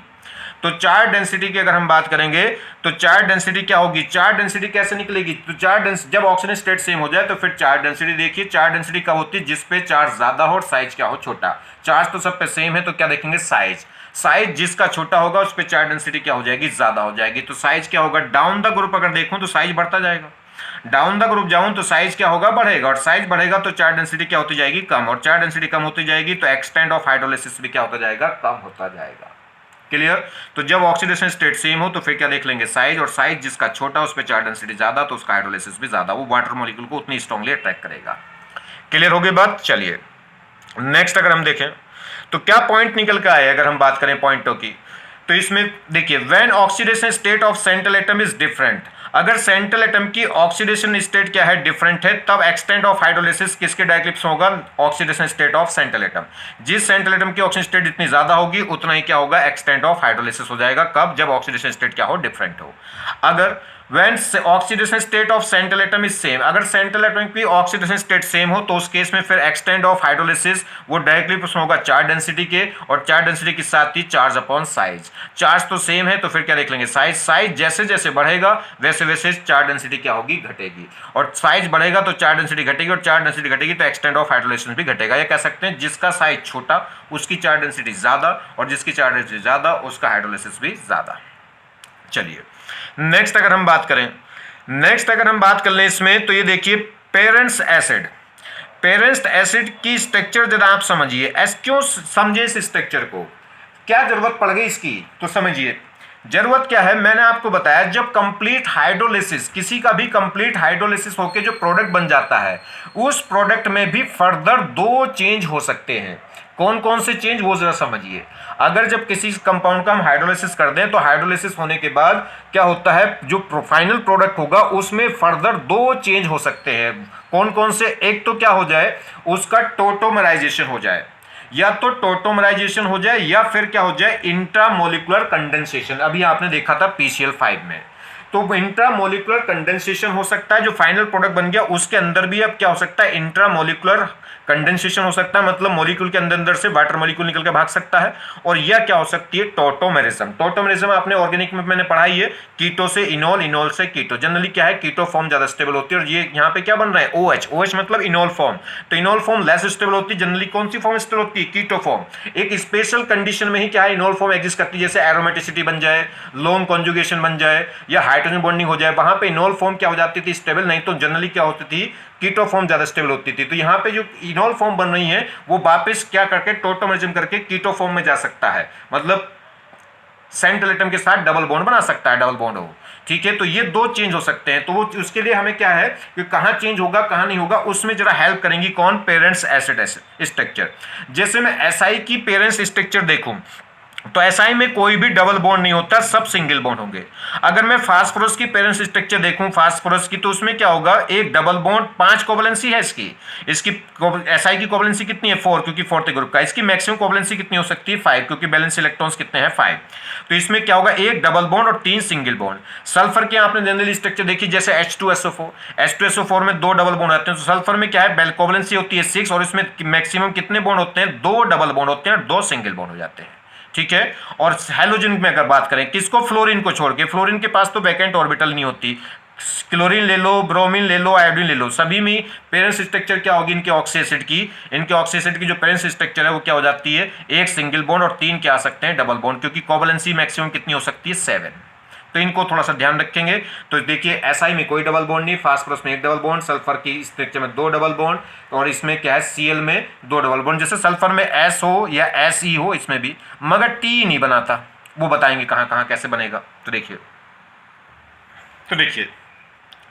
2 type of change may be occurs in hydrolysis product. जो फाइनली हाइड्रोलिसिस प्रोडक्ट बना है उसमें 2 टाइप के चेंज देखे गए हैं, 2 टाइप के चेंज हो सकते हैं फर्दर आगे प्रोडक्ट में। क्या, एक तो इंट्रामोलिकुलर कंडेंसेशन। कंडेंसेशन का मतलब होता है वाटर का निकलना, और इंट्रामोलिकुलर मतलब मॉलिक्यूल के इनसाइड से, ठीक। जैसे आपने भी देखा था PCl5 में, PCl5 में क्या देखा था आपने कि PCl5 में क्या हो गया, 2 वाटर मॉलिक्यूल जब इस पर अटैच हुए थे, 2 वाटर मॉलिक्यूल अटैच होकर 2 HCl निकल गए थे, 2 HCl साइड प्रोडक्ट निकल गए थे, और 2 Cl निकल के 2 H हो जाएंगे। जैसे इस पे 2 H लगे थे तो क्या हो गया था, यहां से ये वाटर मॉलिक्यूल निकल गया था एक, और वाटर मॉलिक्यूल निकल के क्या हो गया था, ये क्या हो गया था, P डबल बॉन्ड OCl बन गया था। और एक ये क्या प्रोसेस क्या कहलाता था, इंट्रामोलिकुलर कंडेंसेशन। और ये क्या फॉर्म हो गई थी, ये कहलाता है, इसमें कौन सा प्रोडक्ट था, ये पार्शियल हाइड्रोलिसिस का प्रोडक्ट था। और उसके बाद फिर क्या है, 3 Cl थे तो 3 वाटर मॉलिक्यूल और कंबाइन हो गए थे, और 3 HCl फिर निकल गई थी इसमें से साइड प्रोडक्ट, और क्या बन जाएगा, तीनों Cl हट के 3 OH लग गई थी। ये फिर फाइनल प्रोडक्ट बना था। अब इस फाइनल प्रोडक्ट का अगर मैं फर्दर बात करूं तो इस पर अभी 3 OH है, तो भाई साहब यहां से भी तो पानी निकल सकता है। जब यहां से निकल सकता है तो यहां से क्यों नहीं निकल सकता, तो यहां से अगर मैं पानी निकालूं कि ना निकालूं, तो यहां से पानी नहीं निकलेगा। क्यों, क्योंकि ये जो स्ट्रक्चर है ये ऑलरेडी पेरेंट्स स्ट्रक्चर फॉर्म में जा चुकी है। फास्फोरस के जो ऑक्सी एसिड होते हैं उनकी पेरेंट्स स्ट्रक्चर क्या होती है, P डबल बॉन्ड और 3 सिंगल बॉन्ड। तो ये ऑलरेडी किस में आ चुकी है, पेरेंट्स स्ट्रक्चर में आ चुकी है। और पेरेंट्स जो स्ट्रक्चर है वो मोर स्टेबल होती है, वो फर्दर कंडेंसेशन नहीं दिखाएगी, तो उससे फर्दर वाटर मॉलिक्यूल नहीं निकलेगा। आगे बात समझ में। और ये साइड प्रोडक्ट क्यों बन गया था, इसमें पार्शियल हाइड्रोलिसिस क्यों हुआ था, उसका रीजन मैं पहले भी बता चुका हूं कि 2 Cl निकल के 2 OH लगेंगे तो तुरंत क्या कर देते हैं, इंट्रामोलिकुलर। का रीजन क्या है, क्योंकि इसमें 2 बॉन्ड कैसे होते हैं, एक्सियल बॉन्ड होते हैं, जो वीक बॉन्ड होते हैं, और वीक बॉन्ड होंगे तो ये क्या कर देते हैं, इजीली ब्रेक होकर क्या कर देते हैं, एक पार्शियल हाइड्रोलिसिस का प्रोडक्ट बना देते हैं। आगे बात समझ में। चलिए बात करें, जैसे नेक्स्ट एग्जाम्पल समझ लो, SiCl4 में क्या है, अगर इसमें 4 Cl है, मैं 4 वाटर मॉलिक्यूल ऐड करूं, 4 वाटर मॉलिक्यूल ऐड करूंगा तो 4 Cl बाहर निकल जाएंगे, मतलब 4 HCl निकल जाएंगे, और क्या लग जाएगा 4 OH। ये प्रोडक्ट बन गया सैलिसिलिक एसिड। अब इसमें से मैं वाटर मॉलिक्यूल, इसमें इस पे 4 OH हैं, तो ये क्या करेगा, इंट्रामोलिकुलर कंडेंसेशन कराएगा कि नहीं होगा। तो किस पे ध्यान दीजिए, इसकी पेरेंट्स स्ट्रक्चर पे ध्यान दीजिए। सिलिकी की जो सैलिसिलिक एसिड है, इसकी पेरेंट्स स्ट्रक्चर, अगर ऐसा है कि हम पेरेंट्स एसिड स्ट्रक्चर पे ध्यान दें तो उसमें क्या होता है, उसमें कोई भी डबल बॉन्ड नहीं होता, मतलब चारों बॉन्ड क्या होते हैं, सिग्मा बॉन्ड होते हैं, 4 कोवैलेंसी होती है, और कैसे बॉन्ड होते हैं, सिंगल बॉन्ड। और ये ऑलरेडी बिल्कुल फिट है, उसकी पेरेंट्स स्ट्रक्चर में बिल्कुल एकदम फिट है, तो इसका मतलब ये फर्दर इंट्रामोलिकुलर कंडेंसेशन नहीं दिखाएगी। इसका मतलब प्रोडक्ट में फर्दर कोई चेंज नहीं होगा, प्रोडक्ट में कोई भी कंडेंसेशन नहीं होगा। नेक्स्ट, तो एक तो हो गया जी कौन सा, इंट्रामोलिकुलर कंडेंसेशन। नेक्स्ट देखिए टोटोमेरिज्म। टोटोमेरिज्म कंडीशन, अब कहाँ टोटोमेरिज्म होती है, टोटोमेरिज्म आप थोड़ा पढ़ भी चुके हैं ऑर्गेनिक में, मतलब OH फॉर्म से कीटो फॉर्म बनना। कीटो इनोल एक दूसरे में इंटरकन्वर्ट होती रहती हैं रूम टेम्परेचर पे, इसे बोलते हैं टोटोमेरिज्म। और जनरली कीटो फॉर्म ज्यादा स्टेबल होती है, यानी C डबल बॉन्ड O ज्यादा स्टेबल होता है, किससे, COH बॉन्ड से। क्योंकि जो C डबल बॉन्ड है वो बहुत स्ट्रॉन्ग बॉन्ड है, तो इसलिए कंपाउंड कहाँ भाग जाते हैं, स्टेबिलिटी की तरफ। चलिए खैर, कुछ स्पेशली कंडीशन थी जहां टोटोमेरिज्म ज्यादा स्टेबल हो जाती थी कीटो से, नहीं तो कीटो फॉर्म ज्यादा स्टेबल होती है। अब यहां पे देखिए कंडीशन ऑफ टोटो, तो टोटो की कंडीशन कहां टोटो होगी कहां नहीं, कैसे पहचाने।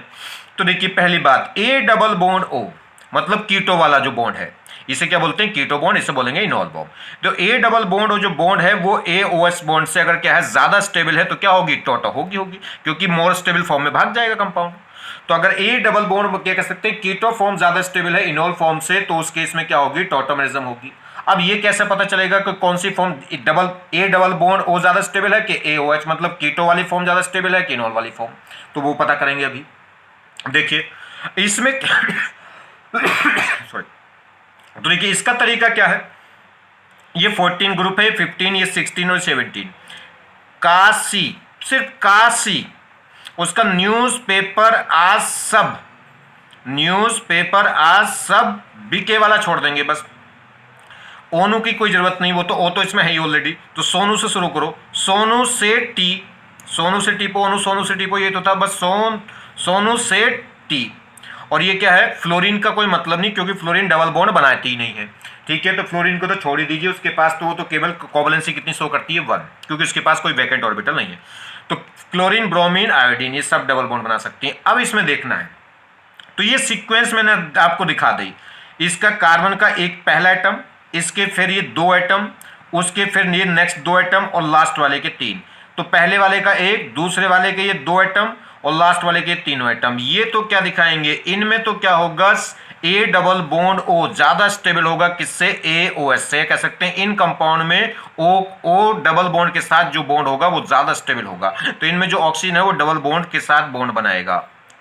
और इन बाकी जो बचे ये 4, इसी में देखिए ये इनमें क्या होगा, इनमें OH वाला बॉन्ड ज्यादा स्टेबल होगा डबल बॉन्ड वाले बॉन्ड से। तो ये इनोल फॉर्म को प्रेफर करेंगे और वो किसको फॉर्म करेंगे, कीटो को। अगर इसमें ये सिचुएशन है तो इस टाइप वाले जो कंपाउंड है वो क्या दिखा देंगे, टॉटोमेरिज्म। केवल यही कंडीशन सफिशिएंट नहीं है टोटो के लिए, अभी दूसरी कंडीशन और क्या, एसिडिक H होना चाहिए। ये H क्या होना चाहिए, एसिडिक, तभी तो इधर इस सेंट्रल एटम पे चला जाएगा और यहाँ क्या बन जाएगा, डबल बॉन्ड। ये H यहाँ चला जाएगा, ये H यहाँ से इलेक्ट्रॉन छोड़ के चला जाएगा इस पे, तो ये इलेक्ट्रॉन यहाँ के क्या बना देंगे, डबल बॉन्ड, ये फॉर्म बन जाएगी। तो एसिडिक H होना चाहिए। अब ऑर्गेनिक में हमने देखा था कि एसिडिक H क्या होते हैं, मैंने आपको बहुत सारे तरीके बता रखे हैं कहाँ H एसिडिक होते हैं। जनरली बेसिक सी बात मैंने आपको बता रखी, सन SON, टिप और हैलोजन और ट्रिपल बॉन्डेड कार्बन, क्योंकि वहाँ एस करेक्टर बढ़ जाता है, sp हाइब्रिडेशन हो जाती है, sp हाइब्रिडेशन हो जाती है।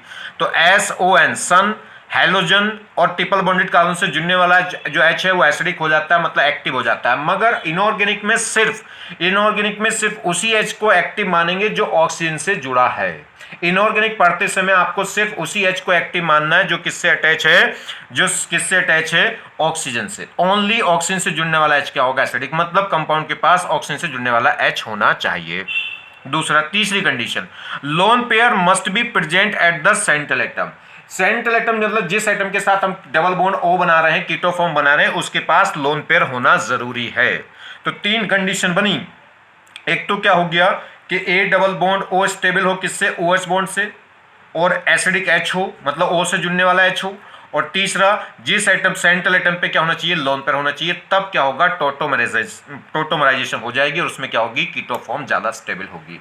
तो देखिए सेंट्रल एटम क्यों चाहिए, जब ये H+ यहाँ H+ ये दोनों इलेक्ट्रॉन छोड़ के जाएगा तो H+ जाएगा, तो H+ का मतलब इलेक्ट्रॉनिक कमी, तो जाएगा तो वहीं जहां इलेक्ट्रॉन मिल जाए। तो इस पे क्या होगा, लोन पर, अगर इस पे लोन पर होगा तभी तो H+ यहाँ आएगा और इस इलेक्ट्रॉन को लेके क्या बना लेगा, बॉन्ड। तो H इस पर आके बॉन्ड बना लेगा इसका लोन पर लेकर, और ये 2 इलेक्ट्रॉन यहाँ के क्या बना देंगे, डबल बॉन्ड। आगे बात समझ में। तो इसके पास एसिडिक H होना चाहिए, इसके पास लोन पेयर होने चाहिए, और ये ए डबल बॉन्ड O क्या होना चाहिए, इस OH बॉन्ड से स्टेबल होना चाहिए, मतलब कीटो फॉर्म ज़्यादा स्टेबल होनी चाहिए। तो ये जरा आप इसमें ध्यान रखें। मैंने आपको ये बता दिया कि इसमें ये वाली फॉर्म क्या होगी, ये क्या होंगे, इनमें कीटो फॉर्म ज़्यादा स्टेबल होगी, इन 4 में क्या होगी, इनोल फॉर्म ज़्यादा स्टेबल होगी। जरा ध्यान रखिए इनको। नेक्स्ट, तो देखिए एक मैंने छोटा सा एक टॉपिक लिया है, अभी कंप्लीट नहीं हुआ है, हाइड्रोलिसिस में अभी और लिया जाएगा लेक्चर। बस इस लेक्चर को यहीं पे समाप्त कर रहे हैं, इससे आगे सेकंड लेक्चर में देखेंगे, ठीक है। और आप ध्यान दीजिए, बस आप बेफिक्र रहिएगा, आपको बहुत ज़्यादा टेंशन नहीं लेनी, आप बस लेक्चर को पढ़ते जाइए और बहुत ही मैं विश्वास दिलाता हूँ कि बहुत आनंद आएगा आपको। चलिए, थैंक्स। और इस फूल की तरह, ये फूल का सिंबल्स इसलिए है दिखाने के लिए कि आप फूल हो और आप फूल की तरह होने चाहिए। फूल की विशेषता जानते हो, जो खुशबू बखेरता है, ठीक है, खुद की, अपनी, ठीक है। तो आप में आपके अंदर भी एक खुशबू है, और वो जब आप खुश होंगे, अच्छे से होंगे, अच्छे से बढ़िया से तुमको समझ में आएगा, तो वो खुशबू आपसे भी बहने लगेगी। थैंक्स।